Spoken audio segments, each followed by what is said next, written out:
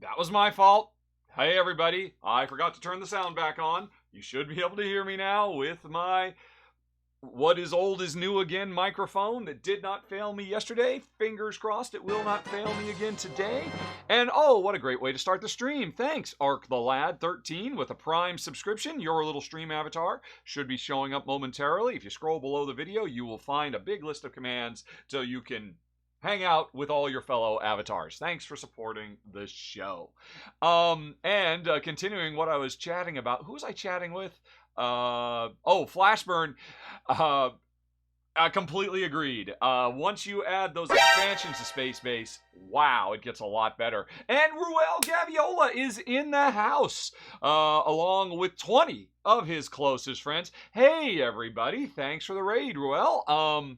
I was so busy getting ready for this, I did not see what you were getting yourself up to on your own channel. Although, I suppose if I were just looking at my email this morning, I'm sure I got a notice that you were online, didn't I? But there's no time for that now. Thanks, Corthane, James, Ann, Wesseloid, Flashburn. Oh, and welcome to the show, Bing, and Eclectic Camel, and looking for other names so I can say hi to every Brenner42, looking very sparkly today, I have to say. Feld fan, my fellow Felderson, always nice to see ya. Okay, folks, so here's what we're doing today. I am going to be running through just my standard run-through format of the Guild of Merchant Explorers. I don't know it's available yet. I don't think it is. I think it's maybe available for pre-order from AEG right now. I think it's not actually going to be hit retail until June. I've got a copy of it. Jen and I have played it a few times, and I love it to pieces. It is my favorite game so far of 2022. Doesn't mean it's going to make the top 10 of 2022 because, of course, there's so many things coming in the future. But I am still very, very excited about it. And today I'm going to be doing a solo run-through, which I have not tried before. And it's interesting. This is almost a bingo-style game in that you folks could play along. But unlike roll and writes that do it, you would actually need a copy of the game. So the run-through itself, I think, will function for folks later on down the line that they can play along with me and see if they can beat my score and all that. But today, I'm just going to be doing a solo run-through of it.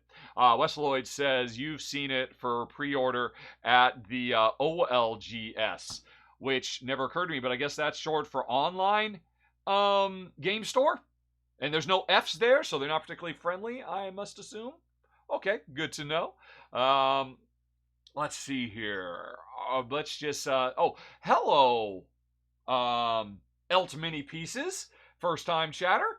Welcome to the party. I don't know if you've been here before, but I am going to chat with you folks for a little bit. Actually, what I need to get doing, though, I want to give everybody a chance to show up because, I put the notices on YouTube and social medias and all of that. But I'm doing everything today. You folks are getting to see the behind the scenes, including setting up the game. So, while we're waiting for folks to show up, let's just go on ahead and set this up. I need to switch to my overhead view, and this is what I would just normally do by myself, and that camera is not good because you can see, oh, there's the floor. There's my slippered foot right there. Interestingly, I always sit cross-legged whenever I'm filming run-throughs. I don't know why. At the end of it, my legs are asleep. I just can't help myself. Okay, that's a bit off-center. Let's try and get that a little bit better. Alrighty. And, yeah. There we go. Oh, okay. A little bit over, a little bit more like that. You'll notice one of the things I do, and I think I'm just about the only channel that does this. Most channels, when they're filming videos of their stuff, they go like this.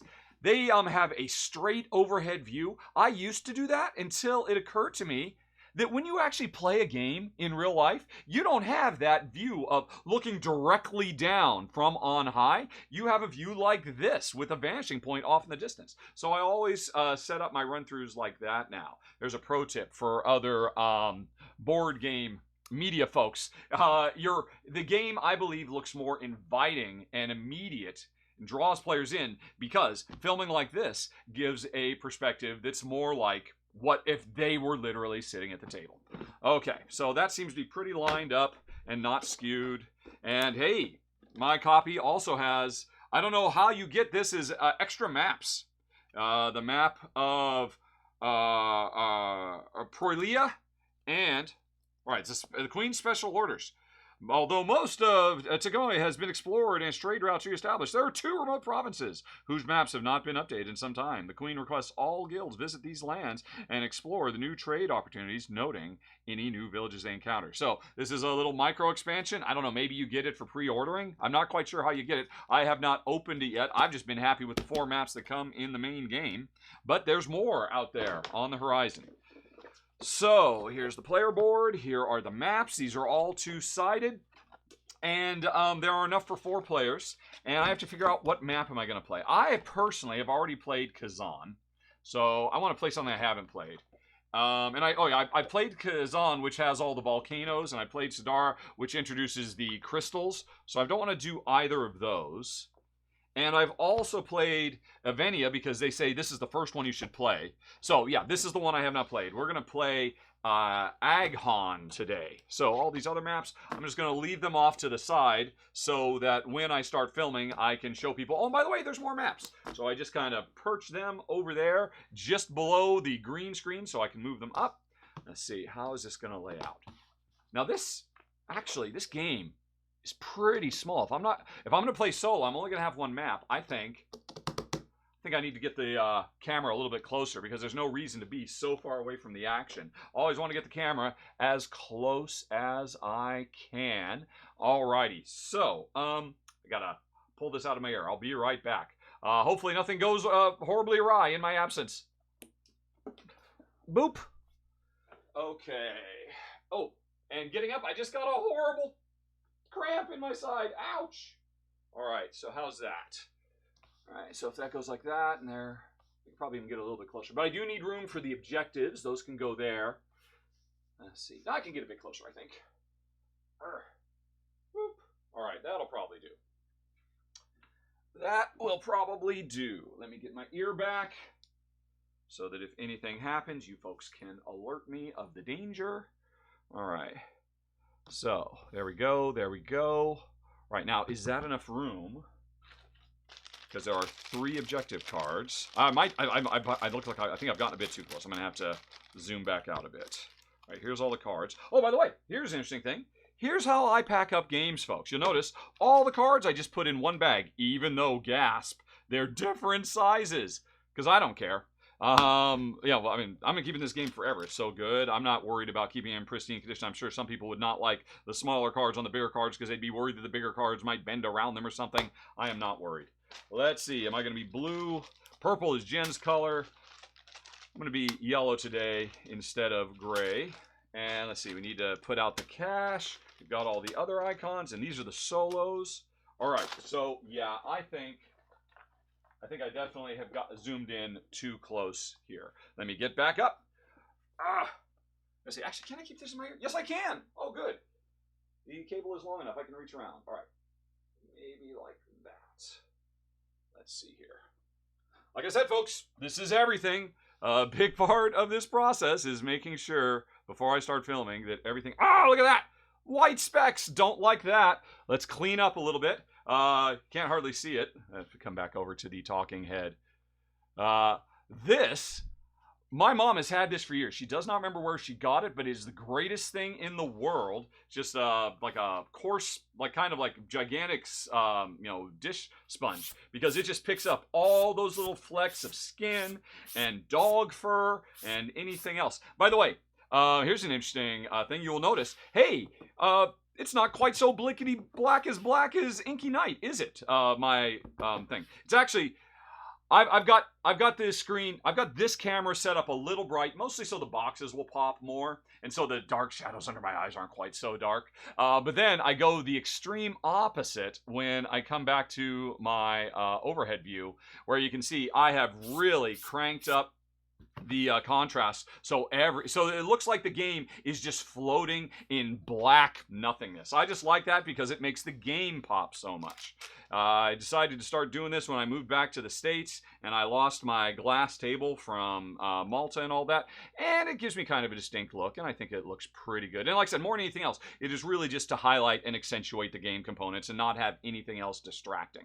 So, okay, so I think that will fit pretty well. This is Aghon. We need Aghon cards right here. Oh, there they are right here. So here's the ones for the other countries.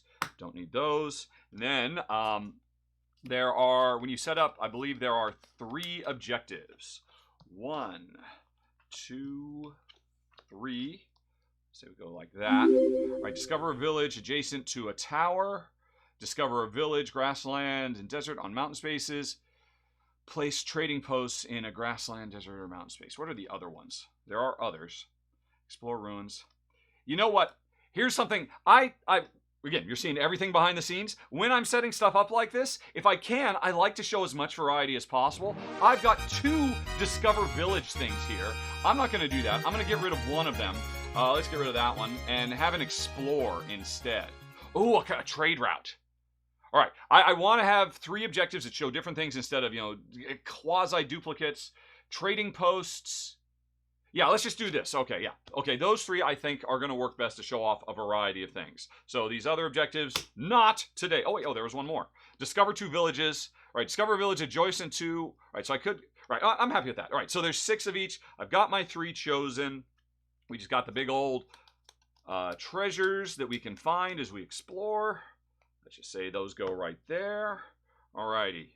Then we need the... wait, what is this? Oh, yeah. Got these cards mixed up. There we go. I forget what these are called. I will have to look that. Oh, and there's plenty more treasure. The cards got mixed up. All right. Fine. Let's see. How's everybody doing today?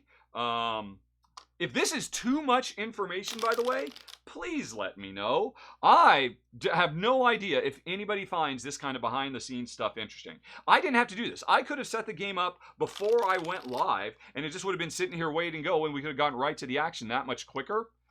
But genuinely, I mean, in the chat, folks, let me know, is this of interest, or for future, when we eventually get enough to unlock another run-through?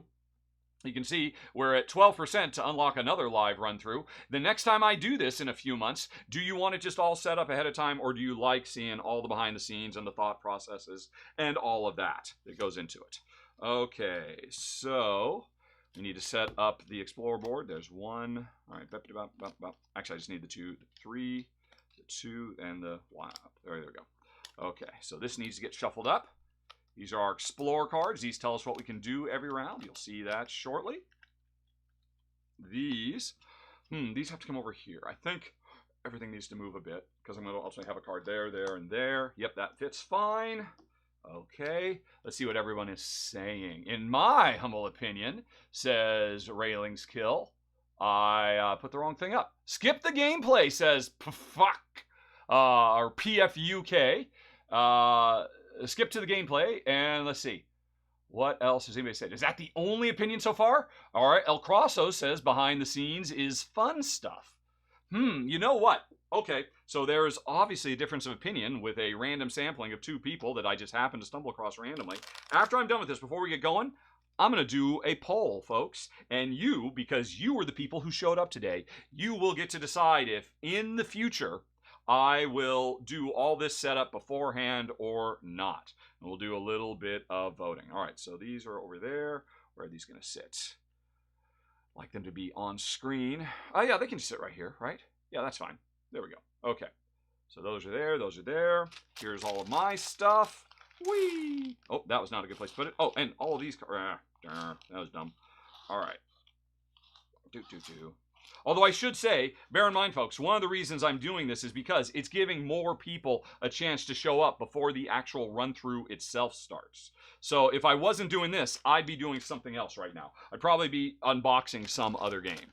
Okay, so we need all the coins. And if there's one thing I dislike about this game, they've got 2-sided money. And I hate that. So you can keep your score secret till the end. I'm fine with that, but it just means I got to turn all these face up because I don't want to have to do that while I'm filming. And there's like 50 bajillion coin tokens. Oh, you can't see that, can you? Let's go ahead. And so now I got to turn all these face up. Because Jen and I we did try playing where, it's just like a big pile and we'll find the 3 points. And it's like, half of them are face down. I don't know what anything is. It's a real pain in the butt. If you want to keep scores secret, just tell people to stack their coins so all you can see is the top coin. Maybe someday they do a reprint of this game and they get rid of the double-sided coins because it serves no real function that can't be done in other ways that don't make all this extra setup of trying to make sure that I can find the coins while playing. Because this is a game where you score as you go. You score a little bit maybe at the end of the game, but almost all your scores as you go. And every one of these coins is a point, basically. So, okay, so those are set up. And then, all right, let's go ahead and scooch these over here a little bit. Also, in case it's not obvious, I like big, messy piles of stuff. I'm sure for some people, it's just an eyesore and they can't stand it. And I apologize to them, but I like big, messy piles. Okay, so there we go. That's over there from when we discover. Okay, and then there are the solo tiles, which I've only just read about them this morning. So I think they just go in order. Yeah, here we go. Okay, so these are just out and ready to go for the solo game. But the game plays, this is a, try to hit a certain score threshold is how the solo works. And these tiles basically block your chance if you take too long to get stuff done. All right, I think that looks pretty good. I think that's a pretty good layout. I'm pretty happy with that. Now, I did already go ahead and get the screens ready, didn't I? Yeah, so... Hey everybody, today blah blah, Archer goes floors and flippity flop. And okay, that's a pretty good zoom in. Let's just make sure. Right. And okay. Wow. Okay, I'm very happy with those zooms. Okay, I don't have to really mess with those. Those are looking pretty good.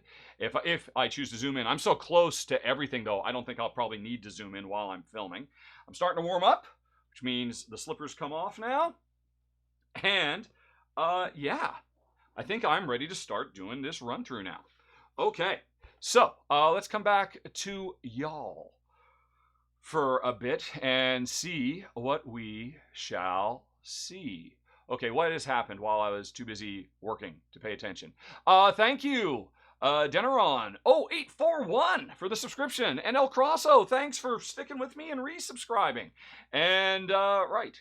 Oh, and of course, welcome to all the Ruel Raiders. Ark the Lad 13, you're my favorite. Forget about Ark the Lads 1 through 12 because you subscribed and followed. Thanks to everybody for following. And okay, so I have said hi to everybody. I've said thanks to everybody. Let's just look at the chat a little bit before we get going now. I see I've got 70 folks live. That's probably about as high as this audience is going to get right now if past performance is anything to go by. So I think we're ready to get going, but I just want to make sure I haven't missed anything. Oh, I see Sea Otter is hugging everyone in sight. That's very sweet. The world needs more hugs. Well done, Sea Otter. Okay. Oh, wow. Wesseloid. The benefits of being a longtime watcher of this show on Twitch, folks, is you accrue Rahdo points over time. It's that little cursive R below the chat. And as Wesseloid says, he spent 2,000 points to ensure that Ruel would rank Star Trek Catan the other day. So there's great power. Wow. I agree. Sea Otter. Okay. Let's see. Has anybody else said anything? All right. This would be. All right. Oh. Wesseloid says this could be an expensive poll. Apparently, Wesseloid has strong opinions about if I should show the behind-the-scenes stuff or not. Because, folks, you can influence these polls with your points. Because I like to reward longtime viewers of the show. The more you view, the more power you have to shape the destiny of this Twitch channel. All right. Okay, some games are absolute. All right. Flashburn says some games are an absolute bear to set up, and often reviews and playthroughs completely ignore that part. Yes, it's true. That's a very good point. So, I mean, I personally think this is of interest. I certainly understand why some folks just want to get right to the action. It makes total sense. Let's see.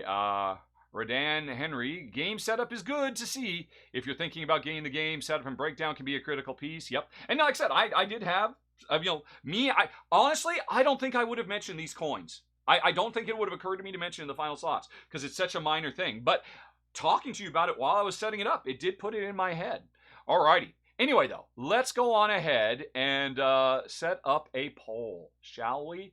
Alrighty. New poll. Set up in the future. Yay or nay? How do you spell nay? Yay or nay? Y-E-A-N-E-A? No, yay or nay. Yeah, yay or nay. Or no, let's do yeah or nah. Yeah or nah. Okay, and folks, you'll have 2 minutes to vote on this. You can use your bits. You can use your points. Let me know what you think. You are deciding the future of this channel, even as we speak. I really need to move that poll thing because it's covering up my beautiful, beautiful haircut that Jen just cut my hair yesterday. Because I was so far behind. Maybe you can just actually appreciate the haircut more now if that's all you can see. But let's see if we can go on ahead and move that just a little bit. Hey, baby, just a little bit. Woohoo! There we go. Boop. All right. So keep on voting, folks. So far, PFUK, I think you might be in the minority. It looks like things are definitely going in a certain direction. 34-1 so far. And hey, ever since I started doing this 10 years ago, literally the very first run-through I ever did was because somebody was requesting it on Board Game Geek, and like the next 5 run-throughs were all chosen as a result of me doing polls on Board Game Geek. I have always tried to let my show be audience-driven and let the people who support me with their viewership, or sometimes with their cash, decide how things are going to go. Okay, PFUK, you're not alone. There is a second nah vote. Alrighty. So, that's something. That's something. Okay, let's see here. That's going to go for another minute or so. And while that's going on, I'm just going to make sure everything else is okay. So, right. So, okay, I know what I need to do. I need to get a trade route worth 12. Okay, I need to explore ruins adjacent to a grassland, desert, and mountain. Wow. Okay. So I got to really pay attention to that. And I've got to discover a village adjacent to a discovery tower. Whew. Ooh, that's going to be tough. We will see what we will see. Where's my talking head scene? Where's my talking head scene at? There it is. Boop. Alrighty, yep. And the Yaz have it 60-7. And I'm sorry, folks, that is the perils of living in a representative democracy, is that, you can't always get what you want, but if you try sometimes, you just might find you get what you need. Okay, so I think that is that. I think we are good to go. Let's see. And Bodie Belly points out it was a massacre. Big discrepancy. Yeah. Yeah, I mean, again, it's totally reasonable. I get why some people are like, look, I'm just here for the meat. I don't need all this fluff. I just want to know how the game plays. I totally get that. But I mean, and it's a big part of why I don't do it in the actual run through itself. When the run through starts, it's already set up because I just try to get to the action. Generally speaking, I set the stage as quick as I can. I try to get to the action. But we're live here today. Everything is hanging out. Okay, so let's go now. Folks, while I am actually filming this, I'm treating this like a run through, and I tend to film my run throughs in one long uninterrupted take. So while I'm filming, you can be along for the ride. If you somehow have a copy of this game, you could actually play with me, but chances are you don't, because I don't think it's widely available yet. But people will be. I mean, people will be able to revisit this video in a month when the game is out, and then they can play along with me and see if they beat my score. But talk amongst yourselves. If you saw yesterday's top 10 of 2021, tell me where I was wrong. If you have any questions for me, after the run through is over, I will do a Q&A. I'll stick around for however long you want me. As long as you ask me questions, I will answer them.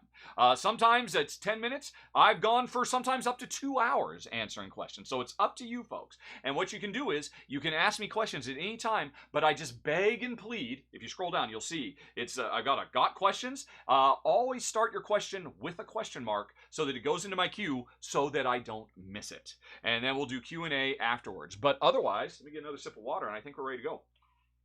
Although before we get going, I was remiss yesterday when I was filming the top 10. I totally forgot that it is time to fight to the death. So let's have a battle royale, which is the tradition here on the Rahdo Twitch channel. Okay. So here come the combatants. Everybody.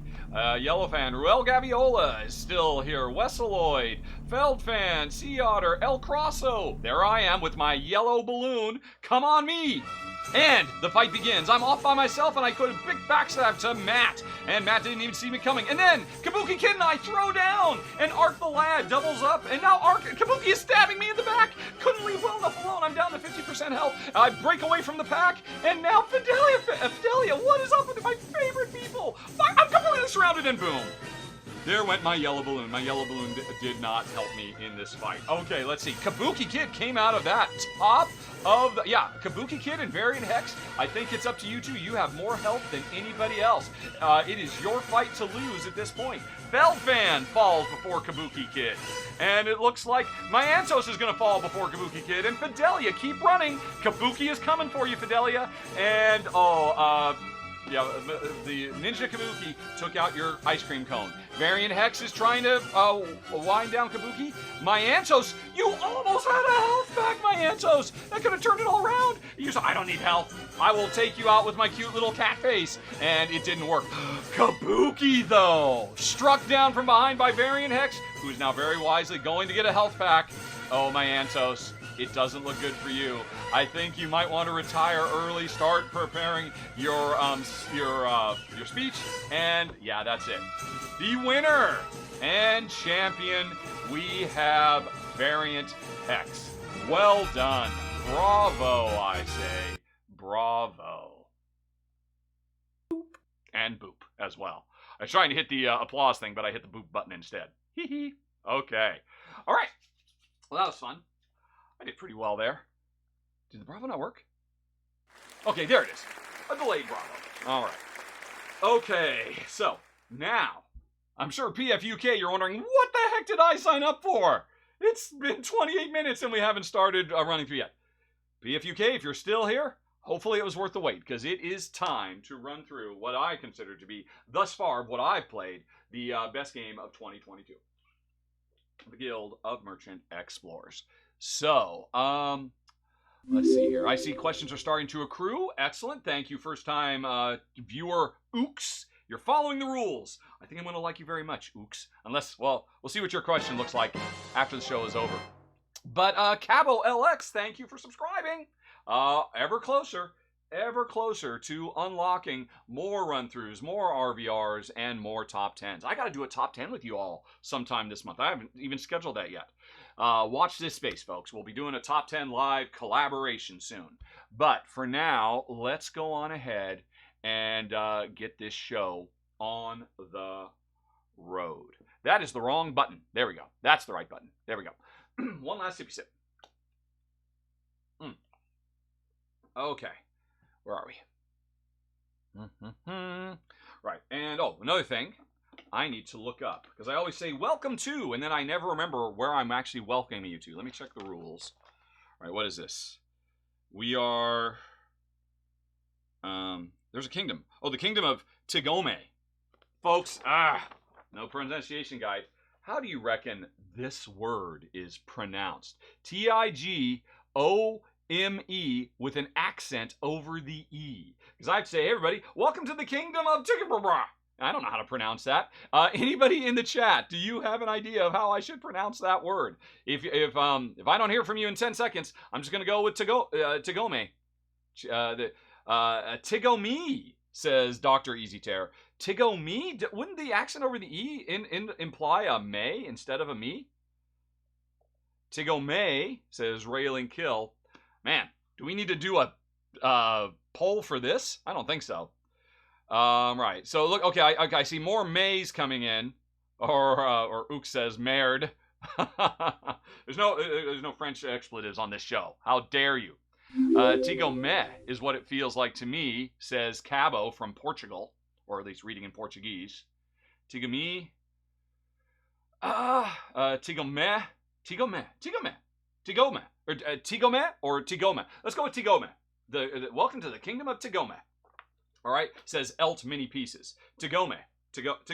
Welcome to the kingdom of Tigome. Oh, that's hard to say though. Tigome. All righty. Core thing, is there a cultural relevance? No. I believe this is just a fantasy kingdom they made up for themselves. And then they decided, let's go out of our way to make it incredibly hard to pronounce and ensure everybody says it differently. Perhaps that was on purpose. All righty. Tigome. Or no, Tigome. Tigome. Tigome.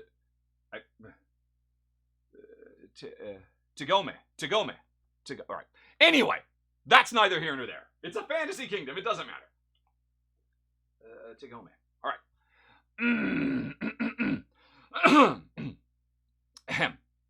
Alrighty.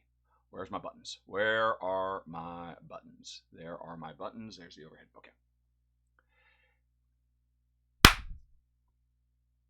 Hey, everybody. Today on Rahdo Runs Through, we are taking a look at the Guild of Merchant Explorers. But before I get going, please turn your subtitles on to the Klingon channel so that when I make rules goofs, you'll know what they are. And if you've done that, well then welcome to the Kingdom of Timoge, which is a fantastical fantasy kingdom where the different cities have kind of lost track of each other. And so the Queen of the Land has decreed that the Guild of Merchant Explorers has to go out and explore and remap all of the world. And that's what I'm going to be doing today in a solo run through. And today we are going to be in the world, or I guess the region of Tigome, of Agon. Their game actually comes with 4 different maps we could explore. They're 2-sided. So it could have been Avenia, or it could have been, oh, where's the other ones? Had them ready? Kazan, that's another map that has all kinds of volcanoes. Or it could have been Zenaria, which has crystals all over the place. So these two are a little bit more complex. They've got some extra special rules that are actually listed down here at the bottom. Agon and Avenia are a bit more straightforward. And honestly, of the 4, Agon is the only one I haven't played yet. So I wanted to give it a go today. So wish me luck. Now, because I went with Agon, I had to get out from all the different objective cards for the different lands, the Agon, and I've already picked 3. Over the course of this game, I need to complete a trade route worth at least 12 coins. I have to explore ruined spaces next to grasslands, desert, and mountains, and I have to discover a village adjacent to a tower. And now, when I say I have to, I'm not kidding. Because if I were playing a multiplayer game today, I would want to be the first to do any of these things just to score 10 coins, also known as 10 points. But in the solo game, I must complete all 3 of these objectives. And if I don't, I will lose. And I've only got a few short years, 4 eras, to get it done. So wish me luck.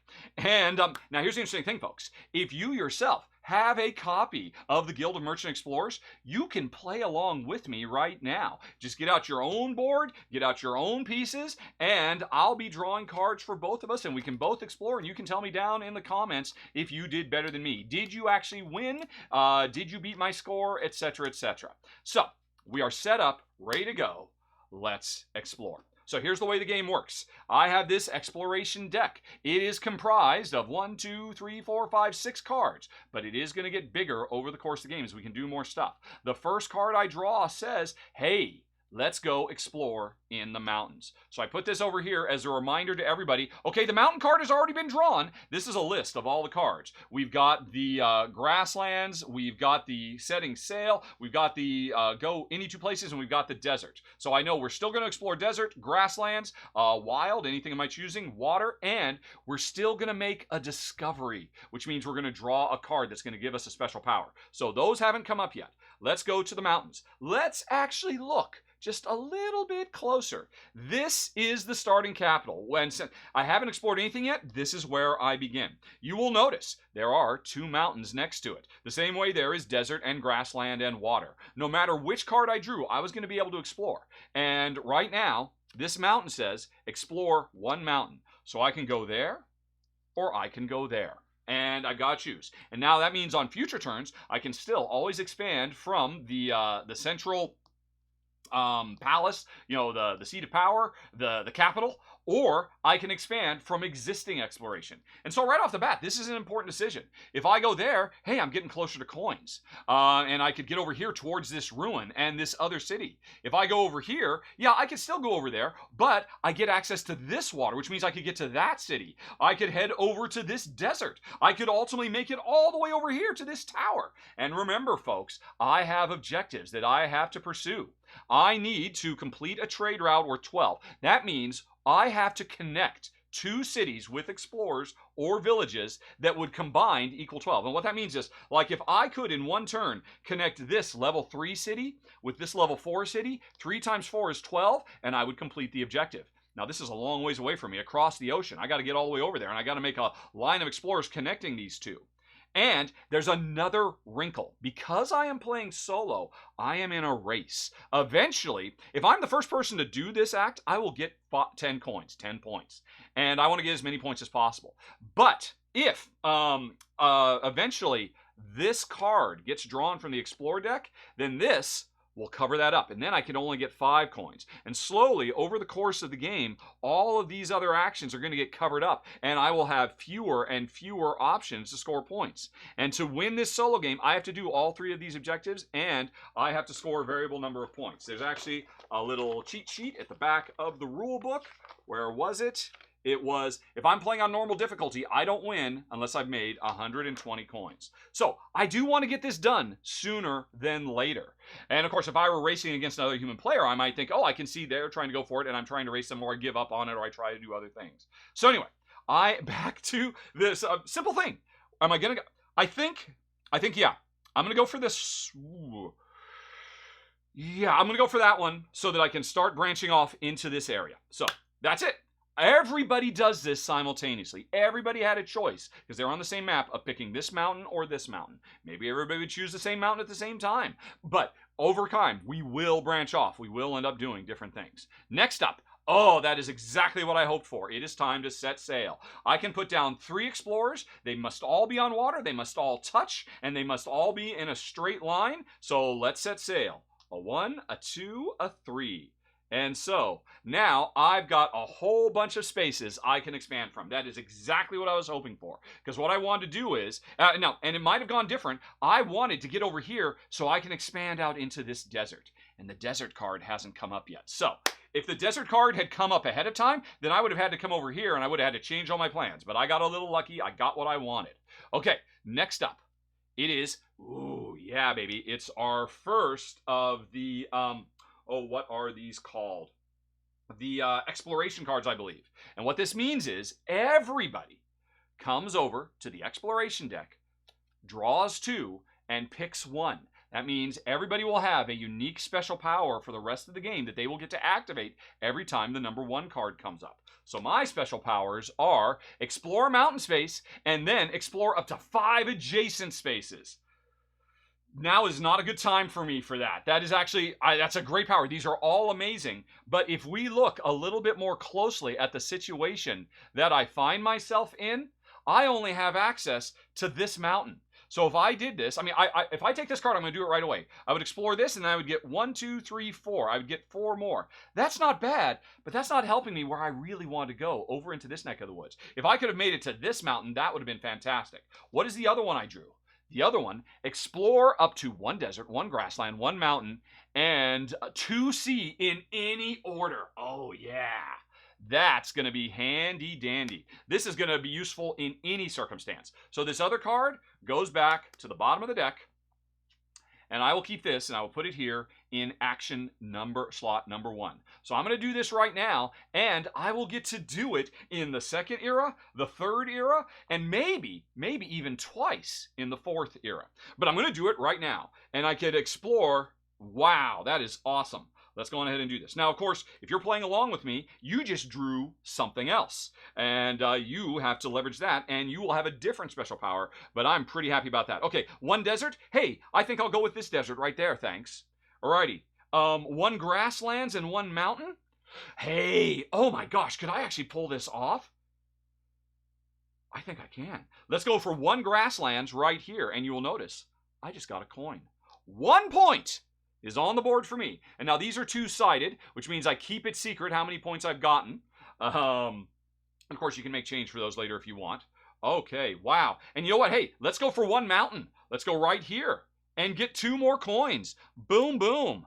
Oh my gosh. Okay, and now the last thing, I can put down 2 water, although they don't have to be touching each other. What do I want to do? I could start heading down this way. But I know what's still coming. I know 2 more desert, 2 more grasslands, and adjacent any 2 things that I want. So,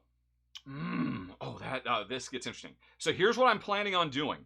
These 2 desert, when they come up, I'm going to fill up the rest of this desert. I'll get another coin, and more importantly, oops, that was the wrong button. More importantly, whenever you complete a region, like this little 3-size desert, you get to immediately build a village there. And then that becomes a new place that you can expand from in the future. Villages are hugely important. And I'm planning on getting a village there. But let's not forget, folks, I have objectives about villages too. Discover a village next to a tower. So ultimately, if I could put a village there or there next to that tower, I'd be working on this objective. I think that's kind of my goal. I've gotten over here. I'm going to work my way up north and try to get a village next to that tower to complete this objective. What's the other one? Explore ruins next to grassland, desert, and mountain. So I have to explore at least 3 ruins. This is a ruin next to grassland. And this is a ruin over here next to desert. So, I'm glad I kind of head off in this direction. Everything I need to do is kind of in that neck of the woods. But I'm still thinking about, what do I want to do? What 2 water spaces am I going to go to? Let's see. So I know where that desert goes. This wild is going to be probably, that's the grasslands there, and it's going to be a mountain. Right, okay, actually, it doesn't really matter, because I'm not really going to be able to take advantage of this water at all, I don't think. Because...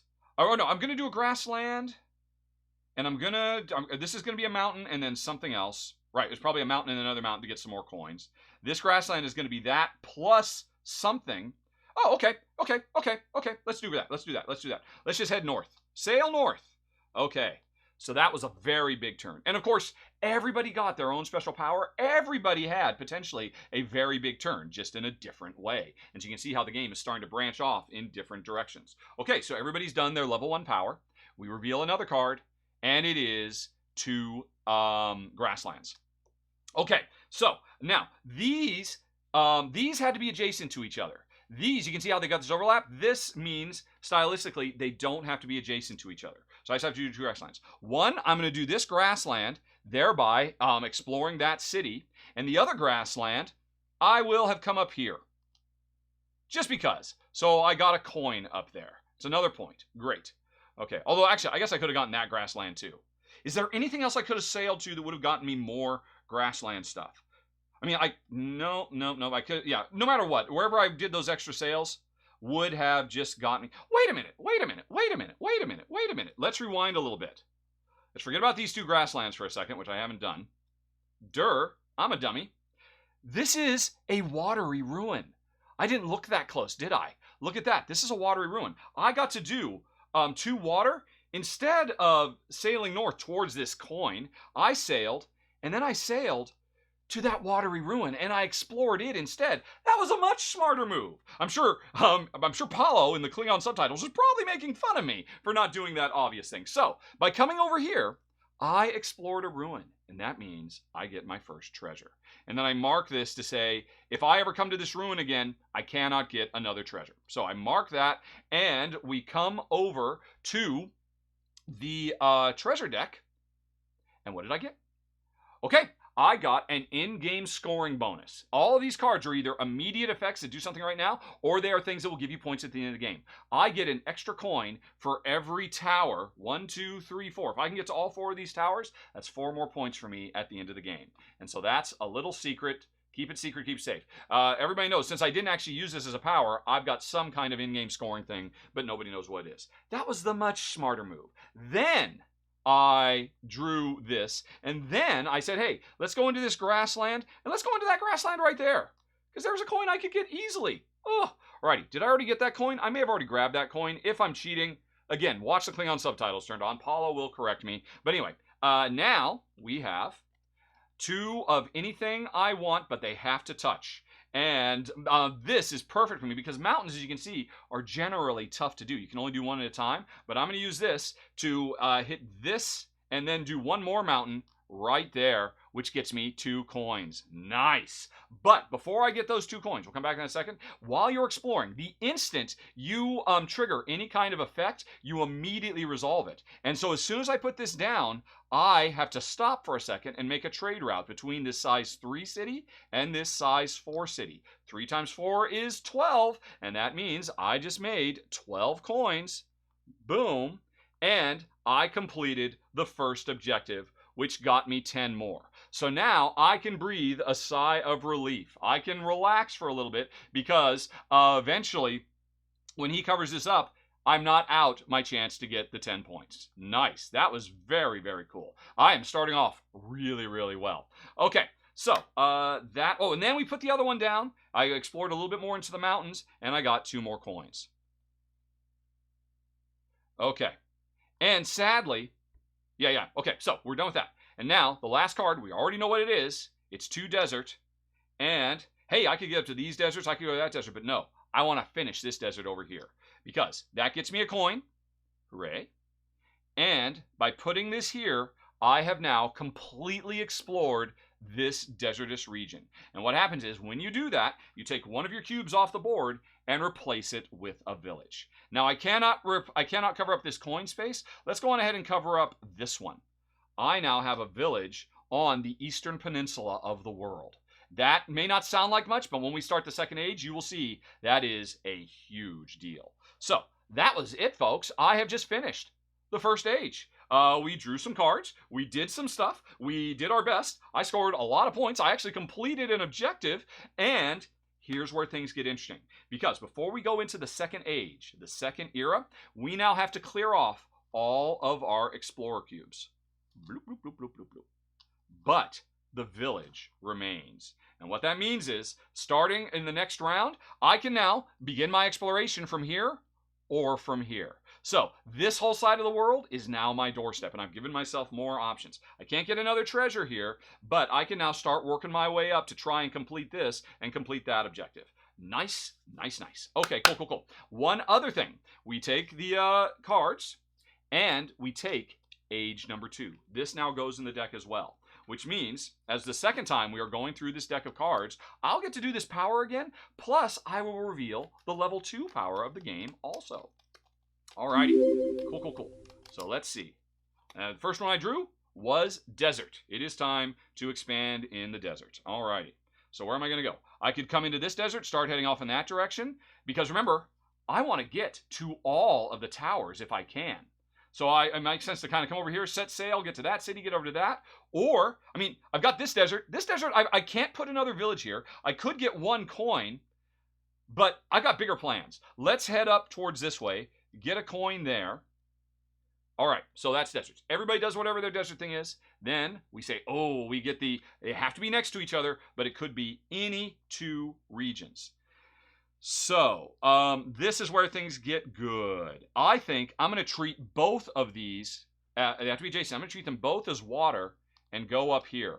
Boom, boom. I've made it up to this grasslands, which means hopefully I complete this oh wait, will I be able to complete this grasslands? Here's the problem. I know 2 grassland is coming. That's 2 of the 4 I need, but this mountain and this isn't going to help me. So if I, because I use this to get up here, I was planning, hey, I'll get up there some other way. I'll use the 2 grasslands and the 2 of these to fill this so I can get a village next to this tower and complete this objective. But now I have to hope, if I want to go with this, remember, when the number 2 comes up, I'm going to draw 2 more special powers. Maybe one of these powers will let me finish this grassland. And if it doesn't, I will have wasted this. So I got to ask myself, before I do this, is there another way I could get up here so that I could... No, not really. No. So this is terrible timing. I would have loved for this water to come up. I would have just sailed up here, and then boom, boom, I would have filled all them out, and that would have been perfect. That's kind of what I was banking on. But instead, the cards did not go my way. So I need to start thinking about a fallback plan. Oh! One more thing I forgot, by the way, folks. Again, those Klingon subtitles are lifesavers. When I created the... trading route between city number 3 and city number 4, I had to mark one of them as being the source of that trade route. And that means that city can never be part of a trade route again. So I either had to take this city offline or this city offline. This city is bigger. It's worth 4 as a multiplier. But look at all the cities are really far away from it. This one's very close to this one, so I could get 6 points by just connecting these 2 really quick. So I think I'm going to take offline that 4. So this is still a place I can explore, but it's already had its trade route done, so it will never engage in trade with another city because it's already engaging in trade. But 3 could engage with 2, could engage with this other 2, so I'll go with that. Rather than trying to get this 4. Although the thing is, I am planning on filling this up and getting a village here, because then I could use that village as a way stop to get some explorers and then some more explorers and get 4 times 2 is 8 rather. But no. I'm just going to go for the easy thing. Just 2 extra points. Not that big a deal. All right. So I forgot to do that earlier. Again, Klingon subtitles. Paula would have pointed that out. And I'm still back debating where should these go. What is another good option? I could just say, hey, let's just get a couple coins or 1, 2, 3 coins and just get some quick coins. But I want to set myself up for more things. I want to, before this era is out, I want to get another village on the board so I will have even more places I can start exploring. And I'm so focused on this. What about over here? One of those could be water, and I could get another treasure right off the bat. Or this is kind of interesting. I could say, hey, how about this be 2 deserts? And then I go like that and that. And now I've completed this desert. I could put another village. Now, this village is close to my starting capital, so it doesn't help that much. But it still means I could set sail from here and head off. I kind of like that. Okay, I'm going to call an audible. I'd already filled in 2 desert. I'm using this to fill in the other 2 deserts. I don't get any coins immediately, but this whole desert is now being complete. Because if you look closely, you can see that the capital is actually a grasslands. So this desert did not bleed into the capital. I've completed that. I'll remove this. I've got a second village. It's not very far from home, but every little bit helps. Okay, so let's say we went with that. All right, then we see what we're doing next. It's the level 2 power. And now I find out if I'm going to be bitterly regretting not having come up here and filled that in. Everybody draws 2 cards. Everybody picks 1. Yeah. So, explore 1 grassland space, then explore 3 spaces connected to the grassland space in a straight line. That is exactly what I needed. If I had put the water here, then I could say this is the grassland, and I would just explore in a straight line and get all of this in one go. Oh, no! I should have taken the chance. Although this is a very cool power as well. Explore contiguous path of 5 desert or sea, and I can zig around. I don't have to go in a straight line or anything. So these are both very, very, very, very cool powers. I'm going to keep one of them. But I'm going to use it immediately. So if I get this one, it'll be too late for me to take the water up there to get to that. I know this is still going to happen, but whichever one of these I choose, it's going to happen right now. So, I know I've still got this wild. That could get me the water, could get me 1 grassland. That could get me 2 grassland, but I wouldn't quite have completed that this turn. Because I didn't trust my instincts. I didn't go with my feelings. This will still help out later. It'll help out with that. Will it help out with other places? There aren't that many places where you have a perfect, right, explore through. Oh, no, it just has to start grassland. Then it could be anything. So I could just go boom. I could go there and get 1, 2, 3 coins and explore. And that would let me reach this. I do like this. This is the one I'm taking. Okay. So this one, which is also very, very nice, goes back to the bottom of the deck. And of course, if you're playing along at home, you just got 2 completely different ones than me. This goes in my number 2 slot. I'm going to do this right now. Explore any one grassland and then keep going in a straight line up to 3. And none of these guys are next to grassland. This guy is. So let's just go 1. So that's the grassland, and then go. And that got me a coin. 1, 2, 3. So I got 1, 2, 3, 4 coins. Pretty nice. I'll take a 5 and make some change. Okay, there we go. And now I've still got water. I could explore another ruin down here. Wasn't there a thing about exploring ruins adjacent to grassland? Done. Adjacent to desert, this would be done. And adjacent to a mountain. So if I explore this ruin, I'll be 2/3 of the way completing this objective as well. Okay, cool. So I've made my choice. Might not have been the best one. Let's move on to whatever's next. It's my other special power. And it's your special power too, whatever you've got. So once again, I've just got super flexibility. Onesie, onesie, onesie, and twosie, twosie. They could go wherever they want. I'm putting 5 things down now. And it is incredibly important I get this right. So what do I want to do? I know grassland and mountain are still coming. And I know water in a straight line is still coming. So what do I want? I want another village. It'd be great to put a village on this little island right here. That would be so fantastic. But that means I need to do 3 desert, and I've only got 1 more desert coming this round. So I've got a little bit of everything, 2 water, or 1 mountain, and 2 more grassland. So 2 more grassland, hey, I will be able to put a village here. Now that's great, but you really want to put villages far away from each other. You put villages right next to each other. That's nice. Oh, and speaking of, folks, I forgot again, check the Klingon subtitles. When you build a village in Era 1, you get a coin.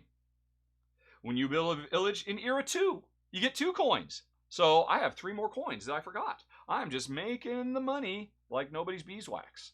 So, I mean, just getting another village, I'd get a coin and a couple more. I'd have another village down here. I mean, and that village is then closer to this ruin.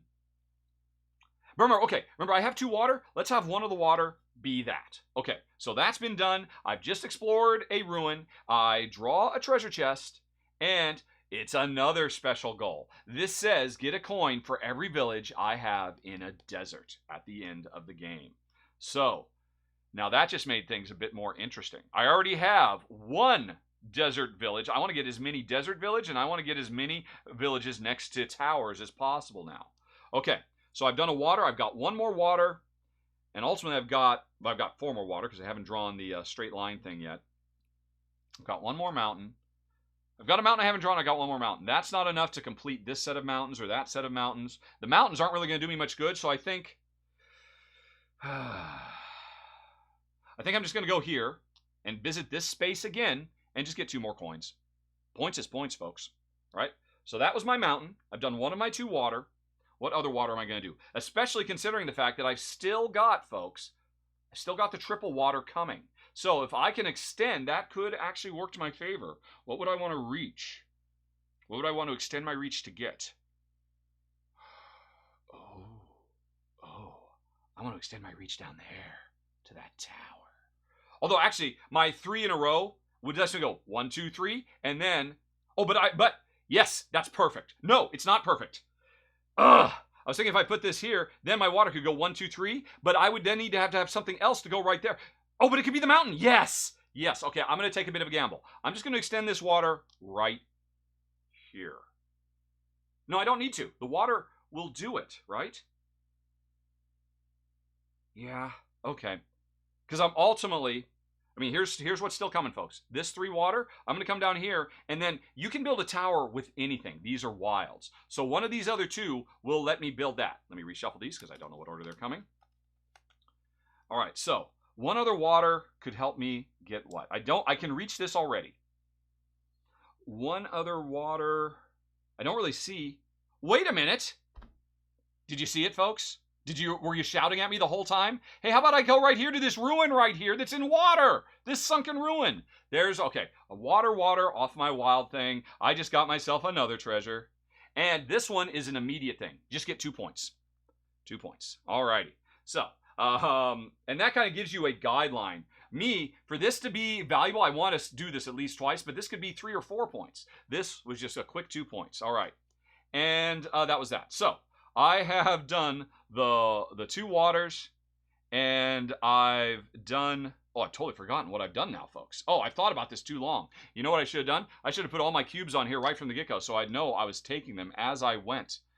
Let's see here. What have I done? What have I done indeed? And you know what, folks? I'm going to stop here for a second. Does anybody remember what I just did? See, here's the deal. If I were filming this normally, I would actually pause my filming and I would actually go check the video, because I record with MKVs, or no, FLVs, which let me watch the video while it's streaming. But when I stream like this, I'm recording as MP4s. I know what I can do. I can literally just go to Twitch. Now, if anybody has been paying enough attention, if you could tell me what else I've done, because that was a lot of jibber jabber. But if not, I'm just going to go over to Twitch, because I can watch the video and see what I did. Twitch.tv. So that's pretty handy. All I need to do, obviously, I know I have 2 more things. So I got 2 more cubes. See, right, nobody in the audience. Everybody's like, what? We didn't know this was going to be a test. Totally understandable, folks. That's fine. Let's see. Let's all go to the Twitch. And let's even share that. Alrighty, boom. Here I am. That's me live, 30 seconds in the past. But I need to go to, where is it? Where is it? How do I get there? I need to go to Rahdo Runs Through. I need to go to videos. And then I need to see what has happened so far. All right, here we go. And then I can rewind. This is a pro tip for Twitch. Not everybody knows this. If you're watching something live on Twitch and you want to see, hey, what just happened? You can watch what just happened if you open it in a separate window while still keeping the live going. Alrighty, so here's me talking about it. Alright, so, right, we haven't drawn the 1 yet. Let's just go ahead and put this at double speed. Let's put this at triple speed. Alright, so that was me still thinking about what number 2 I was going to do. Blippity bloppity bloop, blippity bloppity bloop. Fast forwarding a little bit. Right, yep, still considering.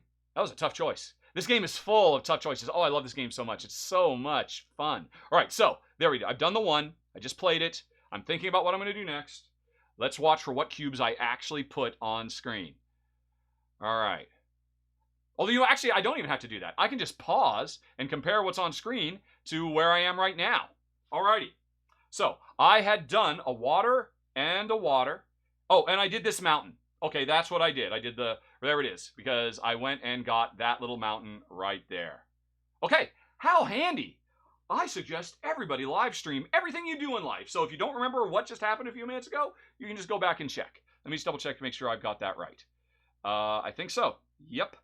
Yep. Yuppity yup. Yep. Yuppity yup. Okay, cool. Don't need that anymore. And no reason to be straining the system any further. And by the way, folks, remember, after we're done with this, if you have any questions, definitely ask them with a question mark at the beginning, and we'll do Q&A afterwards. Right, so anyway, let's go back to where we just were. And that was the overhead view. Okay. Okay, so I've got 2 more. And you know what? Actually, let's think about this for a second before I actually go. What do I want to do? I've still got... So I don't have to... I'll make you people wait so as not to have to make people watching the run-through later wait. So I've still got the desert and the green. Does anybody have any thoughts about what you would like to see me do? Knowing that 2 green are still coming, so I could just finish this and get another village out here, which is worth another 2 points. There's not really any other green I can reach right now. So it might be worth doing it just to get that. The 1 desert... and then the 1 mountain. Right, and this water, right, but this water is going to come out here, and then I'm going to use either the mountain or the greens to do that. So I think, yeah, actually, at this point, probably the best thing is just go with one of these greens. Yeah, I think so. So that I can get another village out, because it's just worth more points. Okay, cool. Let's do that. Sound good? Alrighty. Then, let's continue.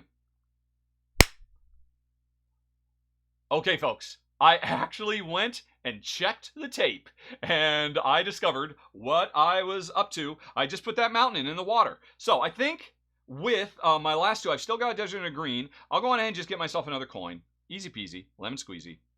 And then, is there just a coin I could get off of a desert? Sure, just one right here. Easy. Just another point.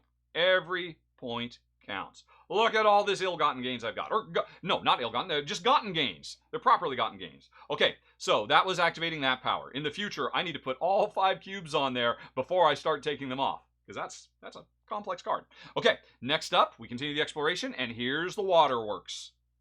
All right, so I already planned this. 1, 2, 3. It gets me nothing immediately, but then there's the grasslands. They can be any 2 grasslands adjacent to each other. One of them, because towers are wilds, I'll put it right there. And boom, I have just explored my first tower, which gets me, you can see down here at the bottom of the board, it gets me 6. 6 sweet, sweet victory points. Nice, nice, nice. Like a 5 and a 1. I need to change. I mean, I got a lot of 1s over here. I'm going to have to make change pretty soon. This is getting out of control. But anyway, I also mark that I've been to that tower with a little tower token. I'll put that right there. Cool, cool, cool. So I can't explore it again. What was the thing? Discover a village adjacent to a tower. So that's not helping me with this objective. That was just getting 6 points. That was totally worth it. Okay. And I've got a tower. Oh, that's right. Because remember, I got an extra point. Every tower I find is worth an extra point to me. So I want to keep on focusing on that too. Cool, cool, cool. Alrighty. And that was it. And now the last one. Oh, I had one more green. The other green, let's just put it right here. And like that, I have completed this entire grasslands, which means I can put another village, which means I get 2 more coins. Boop. And let's see, which space? I think I'll take this one that's furthest south. No, I can't. I can't put one there because there's a coin there. So let's go on ahead. And this one, I can't put one there. So I have to put it here or here. I've already got one over there. Let's go on ahead and put it right there. So there's a little village right next to the big center of trade. There we go. So, and that was another 2 coins for another village. And now I could expand. See, I couldn't expand from this city, but I can expand from here, or from here. Okay, and then the last card, a single lonely mountain. All right. Is there any good mountains for me? At this point, no, there are not. I can go to this one, or that one, or that one. None of them get me anything. If the mountains had come first, that would let me get to deserts. I'll just go there. All right, so I made a big concerted effort in that neck of the woods. And that's it, folks. We have finished Era 2. So we take all the cards. But before we do that, again, watch those Klingon subtitles turned on, folks, because I forgot. As soon as this card came up, the solo mode cut this out. So I had my chance to get it, and I made it. If I had not gotten that 10 points for the rest of the game, I would only be able to get 5 points out of that objective instead of the 10 that I did. But I already made it. So now we go on ahead, we add card number 3 to the goings on, which means we're going to unlock a 3rd power before too long. And when I eventually draw this, I will have to take 3, cover that up. So that means if I hadn't completed this objective by then I still have to complete the objective to win the solo game, but I get no points. And I lose the 10-point chance at the next one. This is my first one, my second one, and my third one. So in the solo game, there is always a ticking clock. And it would really suck to complete this and get no points for it because all the spaces have been cleared out. But I think I'm doing pretty good. So we shuffle all this up to go into age 3, and we clear out once again all of our explorers, but we leave our little villages, our found treasures. Oh, whoops, and by the way, I did not mark my treasures. Alrighty, so I found this treasure, and I found that treasure. Alrighty, cool, cool, cool. Are there any objectives about finding treasure? Because I'm doing great at that. There is. That exploring ruins. I've done one next to a desert. I've done one next to grassland. I need to complete this objective. I need to explore a ruin next to a mountain. This one, right here. That's, I think, going to be my next goal. Because the water, I could come down here if I get lucky and sail south, and then the mountain, and then another water, because remember, I've got my crazy wild card thing, so that's how I could reach this one. Are there any other ruins next to mountains? No, this is the only one. I have to get to that ruin, and I want to do it before I lose my chance of getting 10 points. So that's what I'm thinking about going into the 3rd age, or the 3rd era. And when the 3rd era begins, we've got boom, right off the bat. Boom, boom, boomity, boom, boom, boom. Too slow, Joe. I already got my 10 out of that, so I don't care about that, but I just lost 5. So, I can only get 5 points now out of completing it because I did not make it there in time. How did they know? But hey, at least there's some consolation. And this does not happen in a multiplayer game. In a multiplayer game, these tokens don't exist. We're just over 4 eras trying to get the most points. In the solo game, there's this extra consideration. So anyway, I do get a new power, my 3rd power. Let's see what it's going to be. It's going to be another one of these ziggy-zag things, exploring, what is it? Mountains or sea spaces. Oh, wow. And look at that one. Jen always ends up getting that one. Explore any number of grasslands, deserts, mountains in a straight line. So, is that going to work well on this map? That means, that means if I play this card and I had a cube right here, I can just go right down the road until I hit a wall or I hit some water. It's another way to hit all of this stuff right there. But I got to ask myself, what am I going to hit right now? If I take this power, I can start. I've got this starting spot, this starting spot. Didn't I have a 3rd starting spot? Yes, I did. I knocked my village off. It was this one over here. There you go. Little broken village. So, oh man, I do not have, in my current situation, I would love to take this. I would love to leverage that, but I don't. I could do this. I could start here and go 1, 2, 3, 4, 5, and that would get me 3 coins. That would get me 3 coins. Okay, I'm gonna do it. I'm gonna do it. Boom! I'm taking it. And I'm giving up this one. The ziggy zags are so cool, but there's only 4. I'm gonna get more out of this. Okay, let's do that right now. I put the other one at the bottom of the deck. And I could start anywhere. I'm going to start right here. And hey, I'll get a coin. And then I'll keep going in a straight line. Another coin. And another coin. I just made 3 coins. Let's go 5 and put some 1s back. I really need to break those up. And now, when I eventually get this power, when my number 2 power comes up, boom, I can just do a straight line and finish this, which gets me this objective completed at the full 10. Nice. Yay me, I am pretty happy about that. That looks pretty good. And hopefully, if you're playing along, you're very, very happy with your number 3 you just got. But then the game continues and boom! You saw me, folks. You saw me shuffle this deck. We go right to the number 2. I'm going to do what I just talked about. 2 coins and then 3 more in a straight line. 1, 2, 3. That is 3 more coins I just got. 5. Got to put 2 more 1s back. I've got a lot of 1s here. Alrighty. And I believe I just, because I've filled in this area, I've discovered a village up there. I would like it to be adjacent. Let's go ahead and put it right there. Adjacent to a tower. Which means that village got me 3 points, and that objective got me 10. I just scored 13 points. Take a 15, put a couple 1s back. There we go. Nice. Boom. So now, I still want to finish. I've completed 2 of the 3 objectives. I've still got to do this one, and hopefully I do it for 5 before it gets covered up. And all told, I have to score 120 points to win. So I think I'm doing pretty good, folks. What's next? Wow! Special power number 1. I think I would have liked to have waited for this. I've got to use it right now and start figuring out how am I going to play out the rest of the round to take advantage of these. And what I'm going to do, folks, honestly, I'm not quite sure, but I think I'm going to stop right there because that should give you a pretty good idea of the Guild of Merchant Explorers. And if you'd like to hear some final thoughts now, you can hit that I in the top right corner screen or follow the show notes in 5, 4, 3, 2, 1. Boom! Alrighty, there we go. That worked out pretty well, didn't it, everybody? Welcome back. Your dreams were your ticket out. So, I don't know. Maybe I'm crazy. I just think this game is so much fun. I'm not doing final thoughts right now. In fact, actually, let's see. How many questions have come in? Not that many. You folks are not a very questioning bunch. Let me go ahead and refresh the page just in case. Let's see here. Yep, just a few questions. And what is it? We're 114. Now,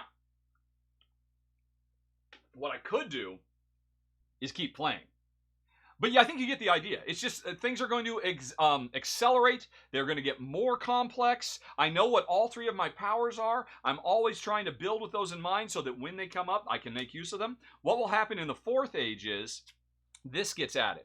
And when this card gets drawn, I can do I can do any of my 3 existing powers. So that's why I said, because this is my first power, I could potentially do this 1, 2, 3, 4, 5 times over the course of the game. So, but otherwise, we're just going to keep on going, explore as many stuff, clearing things off, trying to, lay groundwork in as many places as possible. But, yeah, the thing is, if I keep playing, this game just explodes in depth and complexity. And, I mean, you already saw, I was already starting to melt down a little bit, just trying to think, what is the best move here? And I've got these 3 different powers and all this stuff. It's just going to get tougher and tougher, and which is why I very, very rarely actually finish run-throughs all the way through, because the longer I go, the more my brain starts to melt down, and the more frustrated Paulo gets because he has to clean up all of my goofs. Inevitably, if you ever watch any run-through of mine that I made it to the end of the game, if you watch like the last 15 minutes, it's just nothing but wall-to-wall mistakes, because I won't lie, folks, this is mentally fatiguing to do. It's one thing just to play the game, but to play the game while internalizing the notion of being entertaining, explaining all the different options I have, keeping patter going, not just letting it go quiet for 2 or 3 minutes while you just think and think and think. Because if you were playing this in real life, you're like, okay, when it's, while other players are still thinking, you're just thinking. You have lots of time to think. Me, I don't have time to think. I've also got to be adapting, but I have to, because believe me, the number of times people say, well, that was a really dumb move. Why'd you do that? Why did I do that? Because I'm balancing 15 things at once. So it's very, very challenging. So I could keep playing, but I just know this is going to get tougher and tougher. And I do think that run-through did a good enough job of capturing the feel of the game. So I am going to stop there. I'm going to record my final thoughts later. But I am now going to do some Q&A with you folks. So let me go on ahead and pull up the list. And let's see, we start out with Gadama Gray asking, am I looking for new top 10 ideas? Have I ever done a top 10 most gorgeous box covers? I have done 2 art-related things, my top 10 favorite artists and my top 10 favorite boards. Both of those I think I've done within the last 5 years, so I don't think I'd be in a position to update one. A box cover could be good, but honestly, that's just less interesting as a subject to me, because I don't really think much about the box covers. I mean, obviously they're nice. They serve their purpose of marketing materials, trying to get people to come in. But I did boards instead of box covers when I talked about art previously, because you spend your entire game looking at the board. So I definitely think it's a good idea, and honestly, I suspect it would be a popular one, just not one that I'm that. It also, honestly, it'd be an easy one to do too, because all I gotta do is just go to Board Game Geek. Hey, you know what? Let's do it right now. Let's do it right now. Not very many people ask questions, so we're going to do an on-the-spot top 10 for Gadama Gray. That is what we are totally going to do. Let's come over here to the browser. Let's open up a new tab, and then let's go to ranked. Let's go to ranked.rahdo.com. Rank.rahdo.com. This is all my games. Now, this is not perfect, because if I were really doing this for real, I would spend a bit more time and look at other games. I'd probably do searches for Board Game Geek lists of the prettiest games ever. But I'm just going for the games that are in my collection right now. My 10 prettiest ones. I really like the art of Trois. Trois is a contender. I'm going to need to take notes here. Let's go on ahead and open up Notepad and say Trois is a contender. Probably won't make it. Let's see what else. I really do like the Roll for the Galaxy. I love for Galaxy. I like that one a lot. Oh, Black Angel. I love Black Angel. That was almost guaranteed. That art from Ian O'Toole is just so stunning. Elysium is stunning too, but I don't think so. I really like Tapestry. Tapestry is pretty. Oh man, see, this is going to take forever. All right, but okay, so this is a rough and ready one. Just the ones that jump out at me as some of my favorites. I do like the Glory to Rome, but I think I'd be pilloried if I said that one. By the way, you can see how I've already marked Merchant of Guild Explorers. This is my top 50 of all time. I just think it's so good. I have so much fun playing this game. Calico. I'm not even a cat person, but that is the sweetest little cat. And by the way, everybody says, it's not a calico cat. The pattern is a calico pattern. Calico is a pattern in quilting. The cat is not a calico. It's the pattern. For folks who always say, mommy, and they push their glasses up on their noses and say, well, actually, okay. Not near and far is my favorite locket, but obviously there's going to be a locket one that's in the top 10. This new Predaporter is stunning. I really like the look of it. I love the colors. It's very vibrant and alive. Am I going to put the new Predaporter? Maybe. New Pret? Maybe. All right, this is giving you folks a chance to answer more questions, or ask more questions, just in case. I really like the Golem one, too. It's very striking. Jen does not like it at all. It really freaks her out. Look at this new Habitats. I've got the old Habitats box art. I want to get the game again just for that box cover. Because look at what my version looks like. My version looks like that. And that is not making any top 10 box arts anytime soon. It's adequate. But that new Habitats, that is gorgeous. Oh my gosh, that's stunning. I really like that explosion of color, composition. I like everything about it. Habitats. New. Maybe. Okay, what else? What else? Sweet little dog, but no. I love Mirmies. Mirmies almost guarantees makes it. That is such a wonderful, RMES. This is such a wonderful, I mean, the light dappling between the gigantic toadstools as the ants go about their work. This is just, makes me want to shrink down and be in that world, quite frankly. It's so cool. Oh, what else? Certainly not Unsettled. They did, Charterstone is really nice, too. And I really like the spare white aesthetic. I do find that very, very compelling, but probably not a top 10 candidate. Let's see. Anybody else, if you can think of, make suggestions in the chat of what your favorites are that I might miss. Aquatica is gorgeous. I do like the Smartphone Ink and mobile markets. Those are just so nice. I don't know who that artist is. Let's see here. Four Gardens. I like that. I like the color of Four Gardens. I like riotous explosions of color. That seems to be like a common theme for me. Photosynthesis. Nishobo mentions. That's the one of the. That's a trees, isn't it? That one's gorgeous. Oh, Abyss. Bodie Belly says you're right. Abyss and Photosynthesis is gorgeous too, but they're not in my collection, so they don't count. But those are great suggestions. Canvas. That's the one with like the lone woman in silhouette on a windswept background. You're right, that one's gorgeous too. Those are all good choices. But Otis, look at Otis. Look at it. I love it so much. I mean, as a scuba diver in real life, that speaks of adventure. I mean, I don't know. I mean, obviously, this is all very personal. OTYS. I'm putting Otis on the list. I really like that. How about my Great Western Trail? No, that would be quite silly. What else? I do like Space Explorer, this retro golden era of the space race. Again, just because it so captures that 50s nostalgia vibe, but still probably not a top 10. All right. Oh, Cascadia though. Cascadia is real pretty. Is it Beth Sobel's best, though? Is it? What other... No, I already have. Beth Sobel's best is still Calico. All right, I think I've got it. 1, 2, 3, 4, 5, 6, 7, 8, 9, 10. My final list is Otis, Four Gardens, Mirmies, the new Habitats, Predaporter, the new Predaporter, Calico Tapestry, Black Angel, Roll for the Galaxy, and Twa. Oh, Sleeping God, says El Crosso. I did not put a single Ryan Lockett on there. I have to. Let's see, above and below. Let's look at Ryan Lockett's. You know what his best one is? I don't have it in my collection, but it is my favorite, I think. Let's see. I need to show linked games. I don't care about expansions. Just go by rank. Sleeping Gods. Oh, that is stunning. Empires of the Void is real nice. And Ancient World, I love Ancient World. Oh, and there's two of them, right? Okay, so let's go with the newer one, which I haven't actually looked at very much. Okay, one of those three. Sleeping Gods, Empires of the Void, and Ancient World.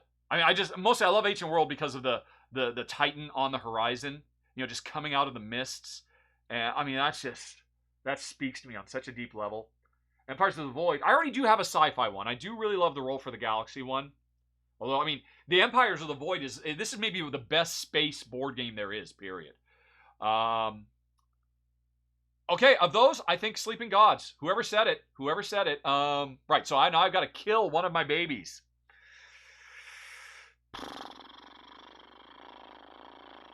All right, I'm going to kill... Oh, I don't want to do it. I'm going to take out Four Gardens and put Sleeping Gods on the list. What have you done? What have you done? There we go. That's the final top 10. My favorite board game art. Boom. There it is in the chat. Should I actually make a little... Nah. Yeah, you folks were there. You saw it. You saw it as we were going. Okay. Good question. That was fun. Let's see if anybody can beat that question. Okay. Let's see. Forest of Glass. Oh, here it is. I'm clicking the wrong place. There we go. Forest of Glass says, do I think my migration towards liking story-based games, the Pfister phenomenon, might have something to do with exhaustion over just reviewing so many games with so much repetition of mechanisms, etc.? No, I don't think so. I think it's a perfectly valid observation, and it should be for somebody. But every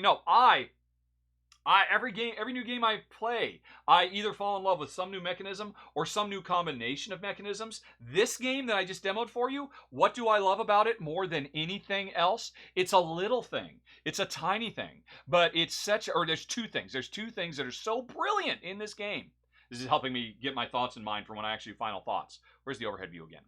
It's two things. It's the fact that every round you clear all of these off and you're starting with a blank slate. That is, and I got to put those back. I'll worry about that later.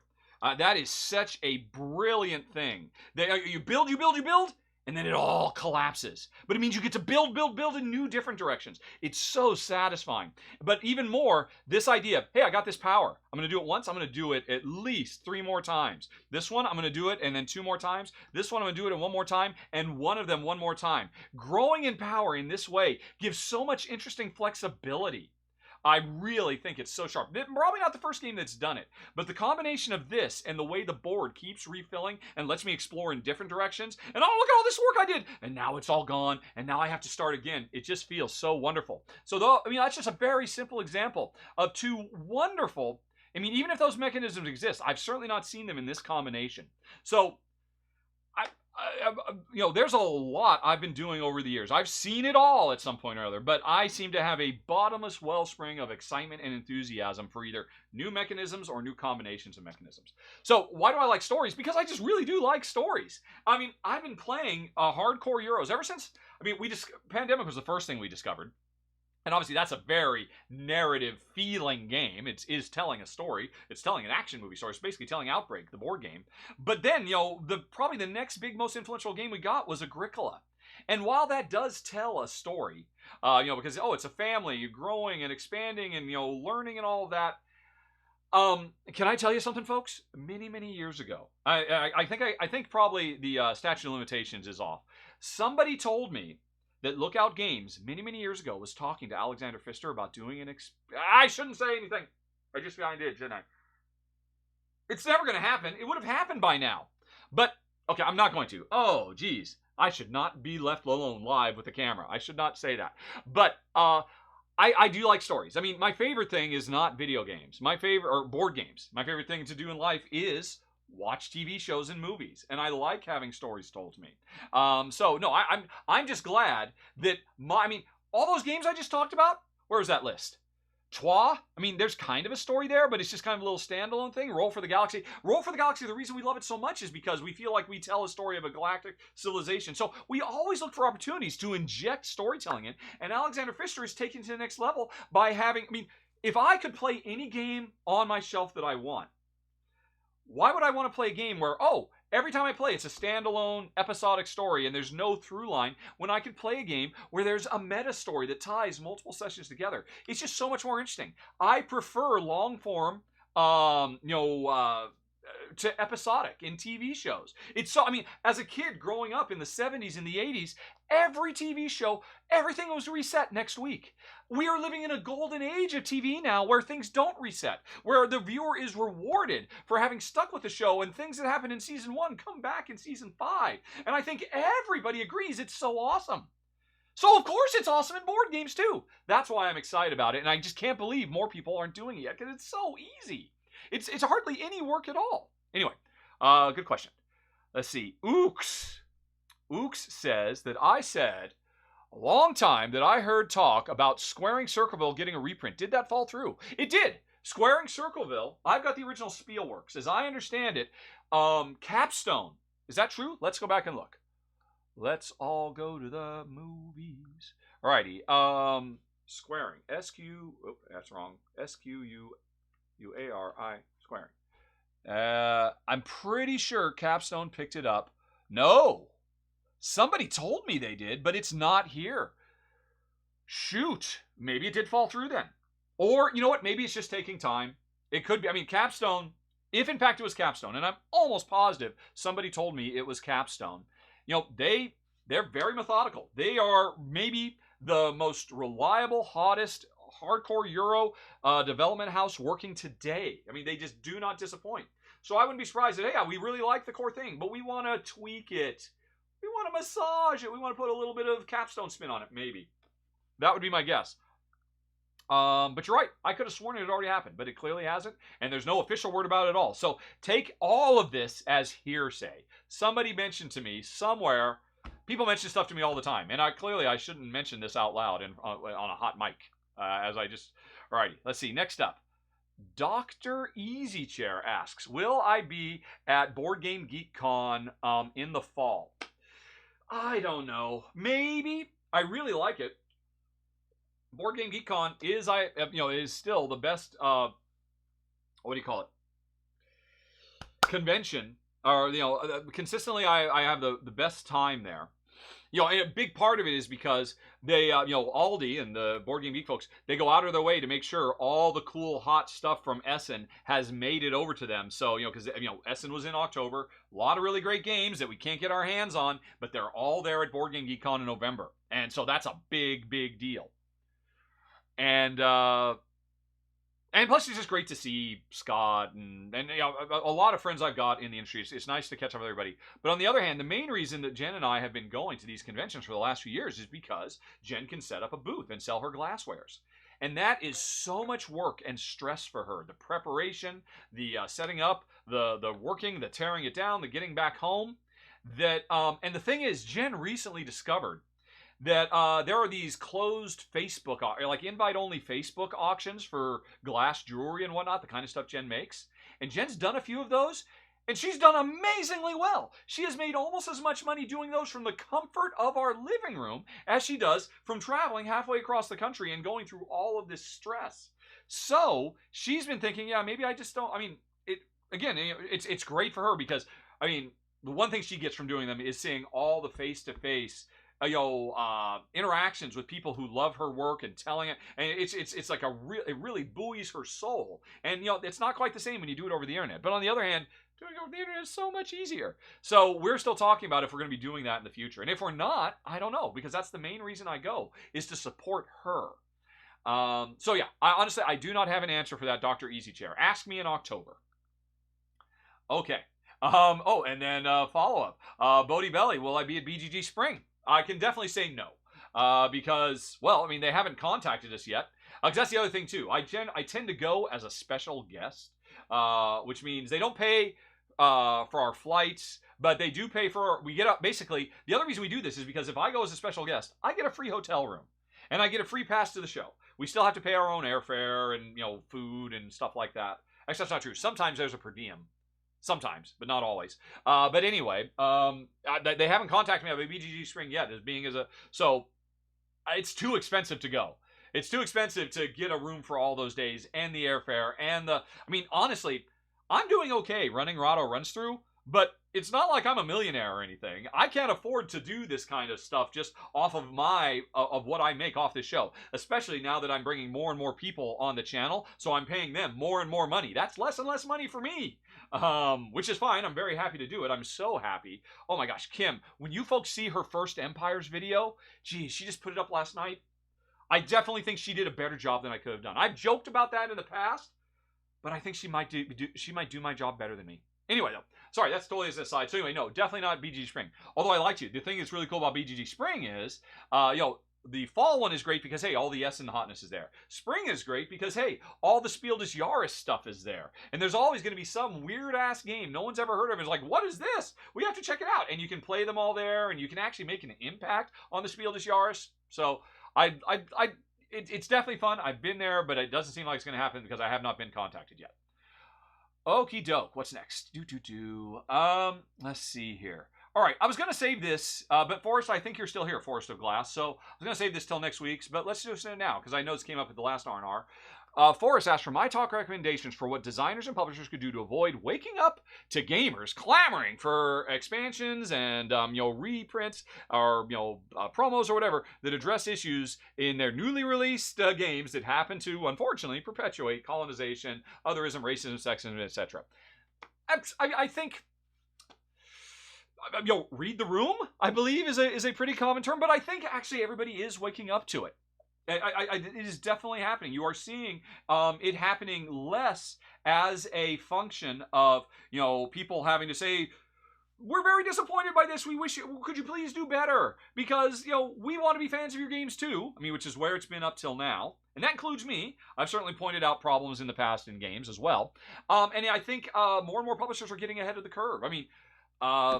Board and Dice, geez Louise, or a How, or Through Ice and Snow, where they literally went and partnered not only with the National History Museum of Canada, but also with the Inuit nations, and they're paying them as paid consultants to make sure they get all the history right. I think we're going through a sea change right now, and you're going to see less and less of the need for that, because on an industry-wide thing, we're seeing this change. Now, we are also seeing something else, and it's a little bit more quiet. We're not seeing it, but it's happening. We're seeing more and more publishers saying, boy, you know what? 5 years ago, I would have published this game, and it would be awesome, and I'd love to get it out there. But no, I'm not going to touch it right now because we don't want the backlash.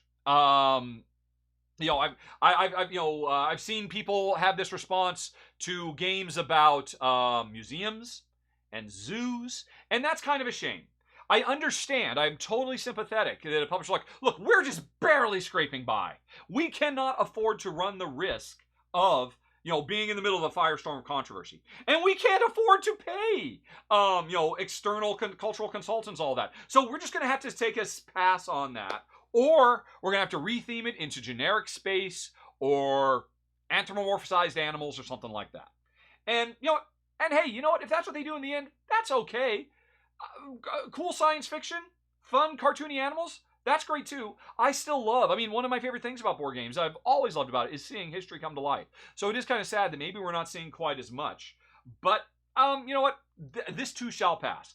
Growing pains. We're all learning how to do things better, and I think it's all on an upward trend. So I think just, again, read the room, because a lot of publishers are doing a really good job with it. If you're asking specifically about the Jamie Stegmaier thing, because he did hire a cultural consultant. The cultural consultant did point out an issue, and yet still, for Viticulture World, they kind of missed it. I think there's also just the school of hard knocks, just learning the hard way. This is something that Jamie is probably not going to make a mistake about again. I'll be honest, I had actually played Viticulture World. I had an early copy of it, and I had played the South American stuff. And I didn't give those conquistadors a second thought. It just didn't even occur to me. It's so normalized. And it wasn't until I heard Maggie, who I'm so happy to have on the channel now. They're covering Wonderland War this month. Amy and Maggie. When I heard her talk from the heart about what playing that card says, and me as a themey guy myself, always looking for stories like, oh my God, that is the story I'm telling. Why do I want to tell that story? And, but I missed it too. And I like to think I'm fairly sensitive to these things. Not enough. I've still got plenty to learn. Jamie did too. And I think everybody has the opportunity to get better at it. I do think things are getting better on the whole. Alrighty. Let's see here. What do we got here? Rick Pro says, looks fun as solo. Do I think the versus mode adds anything interesting? No. In all honesty, this is a game I don't think you compromise at all. The only difference between playing this competitively is there aren't these little tokens, which means you are still, all these tokens do is they replicate the race. I can see you've got a village over by that tower. Next era, you're probably going to get that tower done. If I want to make sure I get 10 points out of that instead of 5 points out of that, I got to find a way to get over there too. So it's really the exact same feeling. whether it's a player. But I mean, but to play a multiplayer versus game, you have to pay attention to everybody and see what everybody's doing to figure out, okay, what am I going to miss out on if I don't readjust my strategy right now? In the solo game, you can see it. It's literally this, then this, then this, and this, and this. So it's a bit more on the surface, which, I mean, for some people that's going to be better because it means it can be more of your strategy. Whereas if you play this as a 4-player game, it's going to be a lot harder to add that extra layer of strategy because there's so many things to keep track of.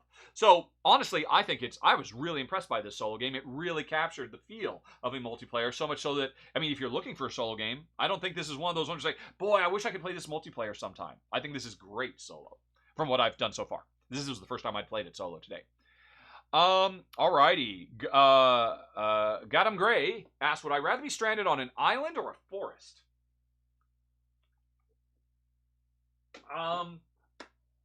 Let's see.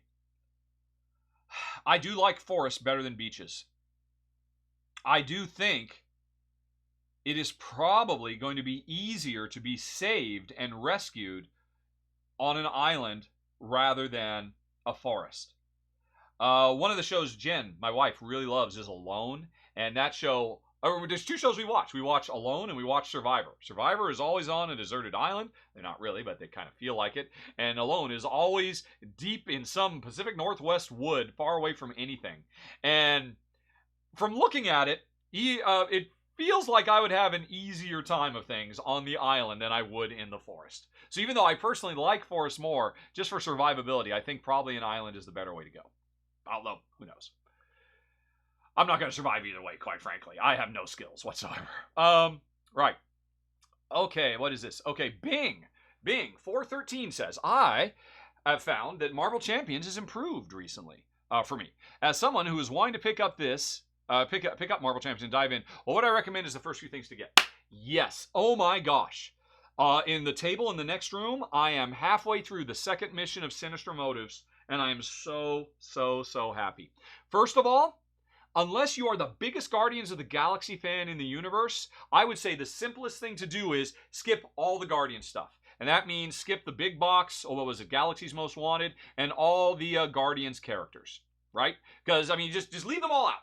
Just leave them all out. And if you really fall in love with the game, you could explore all that stuff later. Because Galaxy's Most Wanted is the worst that the game has ever had. Because it is a representative of the designers getting so wrapped up in only responding to themselves, their testers, and the outspoken hardcore fans of the game who think the game is too easy. They said, okay, you think it's too easy? Here's Galaxy's Most Wanted, the toughest, most painful, unfun version of this game we've ever put out. So, I mean, it's a shame if you really love Guardians of the Galaxy because it is fun to have them there. And Star-Lord is a lot of fun. And, I just played Nebula the other day. She's a lot of fun too. But I would skip all those. Honestly, after you have the base game, it's hard to say. I would either say go towards Mad Titan or go towards Sinister Motives. One of those two. I haven't finished Sinister Motives yet, which is the Spider-Man themed one. So it's a bit rough for me to say, but my guess is I'd probably say Sinister Motives because Mad Titans introduces first of all, Mad Titans has the best mission ever. It is, I don't want to spoil it because there's actually a story spoiler, but it's the 4th out of 5 missions, is literally the coolest designed, most thematic mission Marvel Champions has ever done. It's brilliant. I hope they build on it in the future. I don't know if Sinister Motives, I played 2 Sinister Motives missions. They're both very, very nice. But the heroes that come in Mad Titans are definitely, what is it? It's Spectrum and I can't remember who. Oh, Adam Warlock. They are 2 of the more complicated characters, and they are not good ones to start with. It seems like Miles Morales and Spider-Gwen, they are definitely more newbie-friendly. So my gut is probably get the base game and then get Sinister Motives. And after you're done with that, you'll know whether you want to keep on going with the game or not. Honestly, just get the base game. There is dozens and dozens and dozens of hours of gameplay just with the base game. 3 villains, 5 different villain side schemes, and 5 different heroes is enough by itself. And you can decide. And then I would say if you like it and you want more, probably Sinister Motives. Although I'll talk about this more in the roundup at the end of the month once I finish Sinister Motives. But that's my guess as of today. Alrighty. El Crosso says, should I play Meeples and Monsters of Founders of Teotihuacan. I like Founders more. I thought Meeples and Monsters was very, very cool. That's the Meeple bag building game, right? Which it is really nice. Worker placement, Meeple bag building. Good, sharp game. Quest objectives. But, I mean, Founders, there it is, right there. This is an amazing tile laying game, quite frankly. And it's a polyomino tile laying game. Incredible tension. I would choose this one because tile laying is one of my absolute favorite mechanisms of all time. So that's why this one wins. This is a bit more simple and streamlined and faster playing. Meeples and Monsters is a bigger, longer game with more complex interconnected mechanisms. So if you find that more attractive, you might want to go that way. Plus, pulling out big old fistfuls of Meeples out of a bag is just awesome. But for me, it'd be Founders because I'm such a big tile laying fan. Okay. Next up, El Crosso asks, have I seen the new Doctor Strange? No spoilers, but how was it? I very much liked it. I very much look forward to watching it again. Right now, it's kind of sits on the line between a Marvel movie I love versus a Marvel movie I like. It was so overwhelming. I mean, it just throws so much stuff at you. Non-stop for whatever it is, 2 hours. Just like constant deluge of ideas. Don't get me wrong, I'm not saying it's hard to follow or anything like that. I mean, you can watch it once and get it. But there is so much to seep into, so much to see, so much to appreciate. Like a fine wine, I think the more I'm exposed to it, the more I will appreciate it when I find those subtle, hidden, woody notes, or whatever it is that wine aficionados talk about. I would certainly say it was not the most emotionally engaging. I mean, I found it interesting. I thought... Stephen Strange's, he has a character arc. He goes on a hero's journey just like any story should. And I thought it was here's the thing I liked most about it. And again, without spoilers at all, what I really liked is I thought for sure this was going to be, this is just ticking the next box in the overall meta story of the Marvel Cinematic Universe, but it's not. This is continuing the story of the first Doctor Strange film and continuing the story of WandaVision. You don't even have to watch Spider-Man No Way Home. I mean, you could skip that and go, because that is more about building up, the overall infrastructure of how things are going to progress moving forward. This is just a good Doctor Strange story. And, where he just continues to grow as a character. So I liked that too. I didn't expect that. I thought it was going to be more of this is just going to be like a Nexus movie that ties a bunch of things together. It does that too, but not as much as I would have thought. Yeah. Let's see here. No spoilers, though. Okay. Next up, we have Ooks says, what new show has a captivating story? Or what show has captivated recently? I mentioned this before. I'll say it again. Severance, which is on Apple Plus. It is totally worth subscribing for 1 month to Apple Plus to watch I think it was like 9 or 10 episodes of the first season. Totally worth it. If you can, learn nothing about this show. Go in cold. Go in blind. Which is a very terrible thing for me to suggest then, because you have to pay whatever it is, $6 to subscribe for a month to try it. But it's worth it. I mean, because that first episode is clearly designed for people who know nothing about it. And I would have hated to have already known, I see what's happening. This is this and that is that and that is the other thing.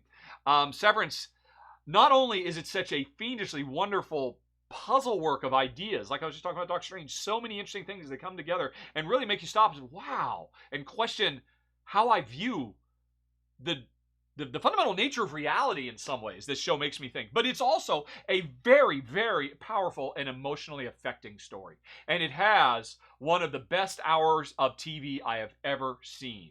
The season finale is so amazing, and I shouldn't say that because now I'm building it up to be bigger than it is. Please don't go into saying, I can't wait to see the most amazing hour of TV. But Severance just blew both me and Jen out of the water on so many levels. Okay, let's see. I see Bodie Belly asking about BGG Spring. I already answered that before, so we're just going to tick that box. When is the first Rahdo Runthrough contributor live stream where all the new peeps will be present? Maybe stream a game together. I haven't really talked to them about that. That is probably something. I mean, obviously, people love the Dice Tower. What are they called? What do they call them? The four corners, I think, or the four squares, right? Where they get everybody together and, hey, here's a game, and now let's get everybody together and talk about it. Or, as you say, get together and actually play a game. That is certainly a reasonable question. That is a lot of work. That is people on the West Coast, people in the Midwest, people on the other side of the planet, all and people on the East Coast, all getting together to try to play some big game. Dealing with technical issues. I can barely put a live show together, just me and a camera talking to you without things blowing up. So it is definitely something that should be done.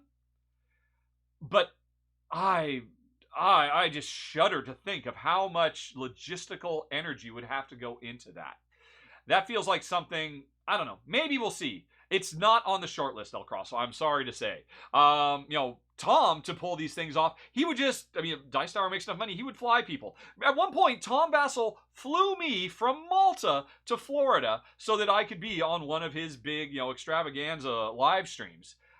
Rahdo Runthrough does not make Dice Tower money. Not by a long shot. And like I said, I try to pay my people very, very well. So I don't have a lot of money in the kitty to be able to do big, elaborate things like fly people here. I guarantee you, if I'm ever in down under, if I ever make it down to Australia, you better believe me and Amy and Maggie are going to do something together. And Stella and Ella and Taryn and everybody else down there. But right now, I think... I'm just trying to stay above water. I'm just trying to make sure, I get all my run-throughs done on time. That, I think, is a bit too much to bite off. It gives me the shudders thinking about how scary that would be. I just do not have a level of ambition for that, I think. Okay, next up. Bodie Belly says, uh-oh, it looks like the tool is broken. Let me go on ahead. Wait, oh no, it did work. Okay. It was just taking a second. What... Oh, I just deleted Bodie Belly's thing. Is it still on screen? What was... Please don't disappear. What was the bigger transition? Going from handheld video to run-throughs to fixed cameras, or pre-filmed work to these live Twitch streams? It's a good question. Well, here's the thing. I've already been doing live streams for years. Jen and I started doing it. Hold on a second. Let me go to... Let's come back over to the browser. I believe the URL I created is live.rahdo.com. And that is a playlist that is a video of everything I've streamed live. And if we go all the way back, the first time I live streamed was Polyphonies with Jen in Malta in 2015. So I've been doing it for quite a while. So, okay, what I have to do is I have to imagine the work of this job, because this is the first time I did it. This was a real learning experience. It was very challenging, versus the first time. Well, it's interesting. Actually, I talked about this quite a bit in last month's Ramble, which is a Patreon-only backers. I did like a retrospective of all the stuff I've done over the last 10 years. And I did talk about the first time I was doing static cam stuff. Because static cam stuff came in sideways. I didn't just go right to it. For a long time, what is the first game? I think the first game, Rahdo, it's an older game. It's a Knizia game? I'm trying to remember. Oh, Attack. That's just... for a long time, in Malta, I was doing static cams where I just filmed like normal, and I just set up a camera off to the side. And I uploaded that for people who would get motion sick, and they couldn't quite handle it. And it wasn't until I moved here that I switched full time into doing nothing but static cameras. So that was a very slow evolution. This, what's on screen right here, this and every live stream since then was a technical nightmare in some way or other, trying to figure out how to get all this stuff working. This was me filming with a really crappy webcam. This is being filmed with a 720p Microsoft webcam, and the picture-in-picture is me and Jen from my laptop. And you can see the laptop. That laptop right there was the picture-in-picture of me. And this, I think... Or did I have a third camera already? I don't remember. No, this, what is being filmed right here, is Jen's laptop. And then there's my laptop over here, and then there was another. It was actually a real tricky thing to figure out. It actually worked out pretty well. I think this first one, RRT Live #1, Polyphonies, but this was make no mistake, this was harder than just the slow, gradual transition away from handycam stuff, or, the shaky cam, I always called it, and going to static cam. Okay. Back to the questions. Alrighty. Alrighty.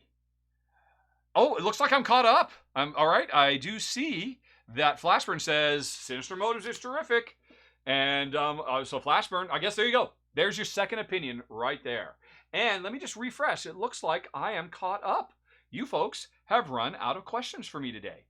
And that's okay, because it means we can go about our business. And I'll watch some Miss Maisel with my mom this afternoon. Because Jen, starting with season 3 of Miss Maisel, Jen says, yeah, I think I've had enough of this show. And so now it's something that Mom and I are sharing, and Jen is not watching it with us anymore. And I promised we'd watch another Maisel today. Is it the third season or the fourth season we're on now? I don't remember.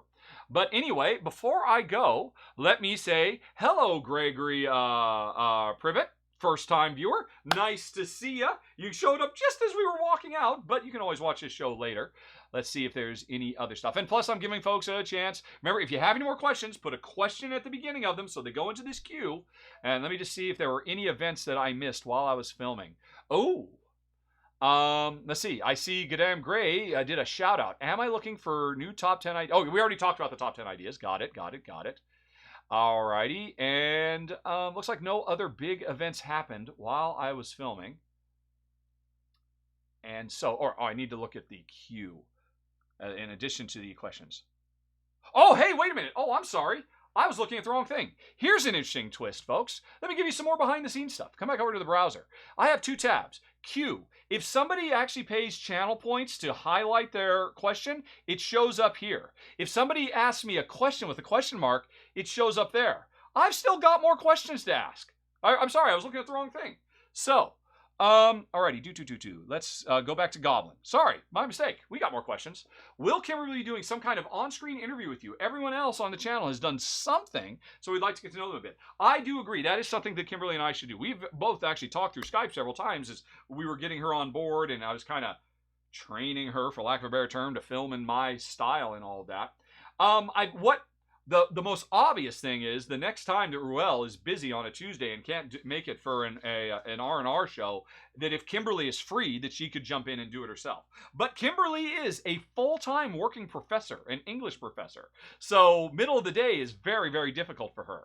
So I don't know that that could ever actually work. But you're right, we should totally do something. Some kind of top 10 or something like that. It's just a question. I mean, again, she's got a full-time day job. Very important one, you know, sculpting young minds and all of that. So it's going to be tricky to make work. But you're right. Oh, that's right. Because, yeah, I did a top 10 with Amy and Maggie. And I've done a few things with Shay. And, of course, Ruel, yeah. I mean, so we'll figure something out. It definitely is something that needs to be done. But like that other big question is like, oh, it's just a matter of making time. Okay. What does my shirt say? My shirt says OFPG. This is a not particularly interesting acronym, but it stands for Our Family Plays Games, which is a channel that I very much like. I met Mick and Starla at the Dice Tower West convention, and oh my gosh, they're such wonderful people. And yeah, so this month I am wearing their shirt in in support of them. Last month I did Amy and Maggie's. The month before that I did Lord of Board. So this is going to be the Our Family Plays Game month, and I recommend everybody go check them out. They do a very good talk show once a week. They do another bi-weekly show. They've started dipping into gameplay demos again and reviews and all of that. Our Family Plays Games. They're easy to find.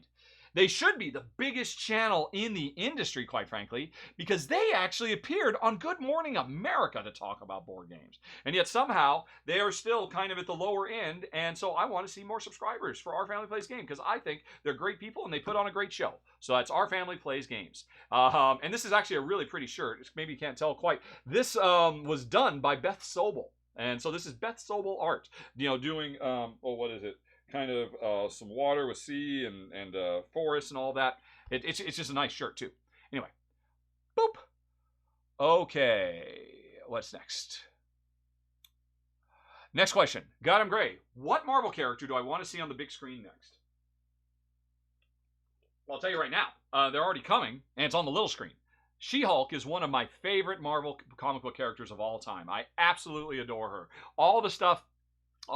She was doing breaking the fourth wall stuff years before Deadpool did. She is a character who has a much more well-rounded and interesting alter ego, because she's a defense lawyer by day and, a superheroine by when she's fighting stuff, and the way that her professional life and then her extracurricular activities and her personal life have always mixed and matched together, I've always thought has made some of the coolest, most creative, and wonderful storytelling. And the fact that she's getting her own TV show makes me so happy.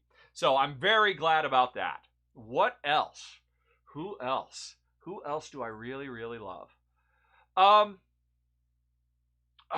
Actually, honestly, I'm really excited to see Captain America with I don't want to spoil anything. I'm really excited for the next Captain America because, of course, there's going to be a change. I don't want to spoil anything, just in case there's stuff that people haven't seen.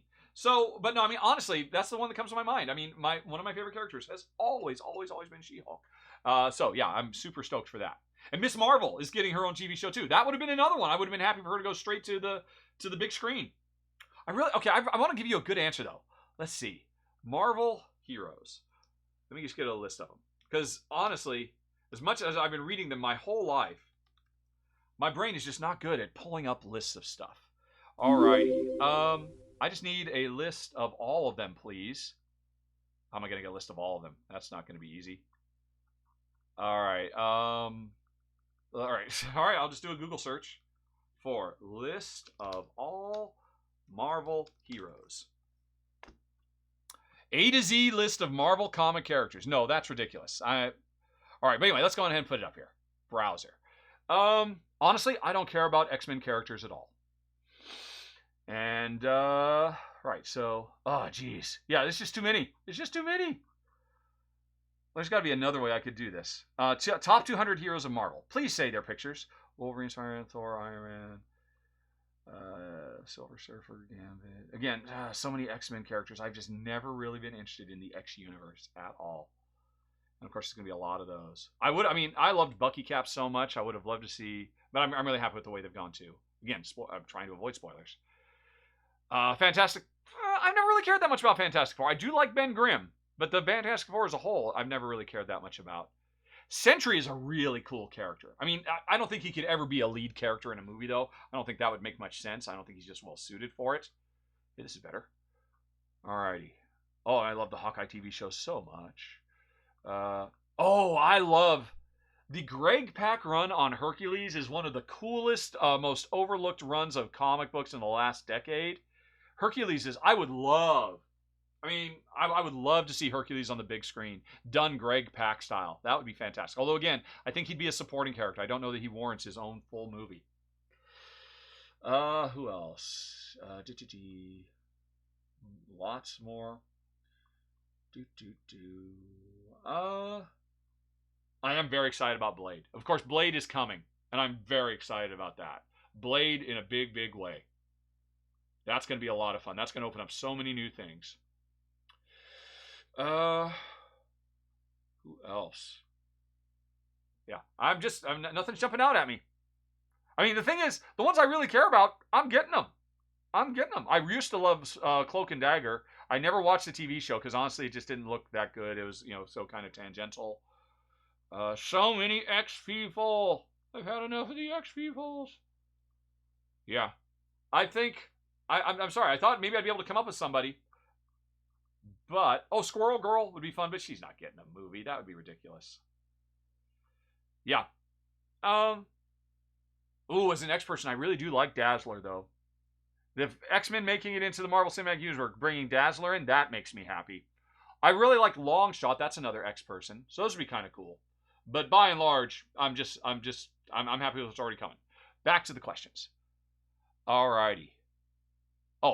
Same question. What would I see most in Marvel Champions? I don't know. Honestly, I'm happy with anything. I don't have a personal preference. I feel like all of my faves have been... I would love to see Howard the Duck. I'm sure he's going to be covered. Howard the Duck, that would be fantastic. That would be a lot of fun to give that a try. I mean, Peter Porker is coming. Why are we getting, Spider-Ham before we get... I know why, because of the success of Multiverse, or, Into the Spider-Verse, but... Yeah, Howard the Duck. I would definitely like to see that. That would be very cool. Alrighty. I see more. Apparently there were more questions. If I go with Mad Titan, can I start with all 6 stones? Not if you want to play the proper way. Mad Titan was very, very good, though. Top 5 Marvel Champion playable characters and villains to play against. Alright, that's going to be an easier list. Marvel Champions hero list. Just give me a list someplace where I can get that, or how can I get that list really easy? Okay, I guess it'll work. This will work. Alrighty, back to the browser. So, first of all, from the base box, of course, She-Hulk. Not only because she's my favorite, one of my favorite characters, but because she, more so than most characters, what I always love to see is the mixing of their personal lives and their hero lives. And she's one of the best, still to this day, one of the best that does that. And along the same lines, Miss Marvel does it really well, too. So, She-Hulk and Miss Marvel. Let's see, who else?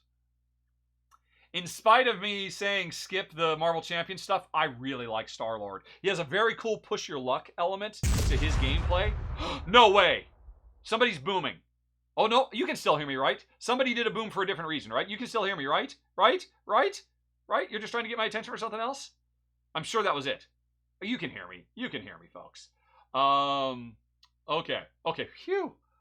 Folks, feel free to use the stickers. They're there, they're free, they're just to have fun. But hey, listen is specifically to get my attention because there's something really important that's going wrong. And boom is to get my attention if the sound has gone down. So don't use those in jest because those give me palpitations. Anyway, Star-Lord, his push your luck thing is so brilliant. And, let's see. Vision, like Doctor Strange, is too powerful. At least used in a multiplayer game. Let's see, of the new ones, I haven't played Ironheart yet. I haven't played Nova yet. I'm still playing those in the next few days. But I really, really dug, even though he's more complex, and I don't care about Adam Warlock at all, but I thought Adam Warlock was really cool because he introduces multi-use cards to the Marvel Champions universe. So I gotta love that. And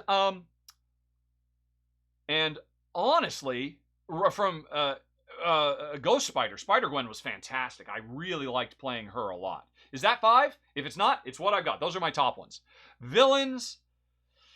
My favorite one is definitely Norman Osborn because that's the one time that the villain and the has a personal life, and they brought that in. I think that's fantastic. And then also, I really liked villain number 4, which is supposed to be a surprise in Marvel Titans. That was probably my second favorite. But I mean, the villains, other than the ridiculously overpowered, unfun villains, although, I mean, honestly, I really like the library from Guardians of the Galaxy 2. I like it when they really change things up, and they don't just stick to the script. But still, overall, there's a few. I mean, I'm sensitive to the fact that probably most people watching don't care about Marvel Champions at all, so I'm trying not to dwell on those too much. So there were a few. Oh my gosh, we've made it through the questions! Okay, last question from DNA the Zillabeast. Golem, Rococo, Tabanusi. Oh, which one to get?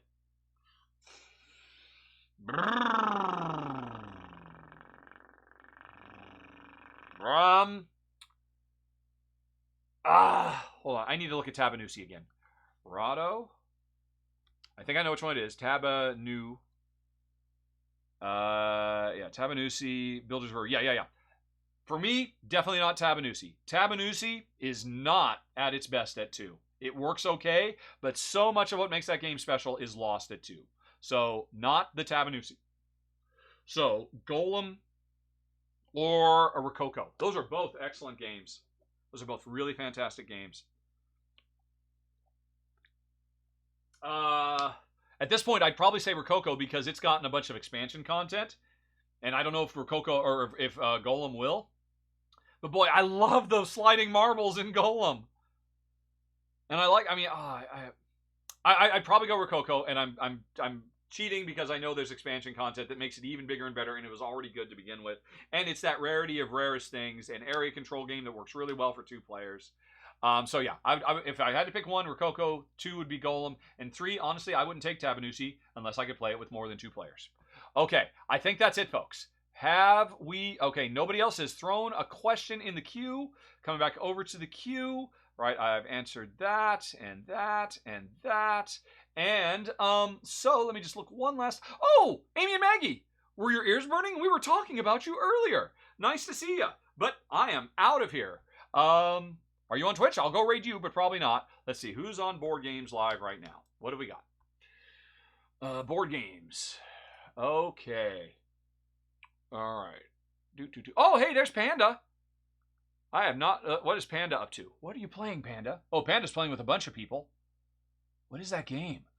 What is that game? I do not know.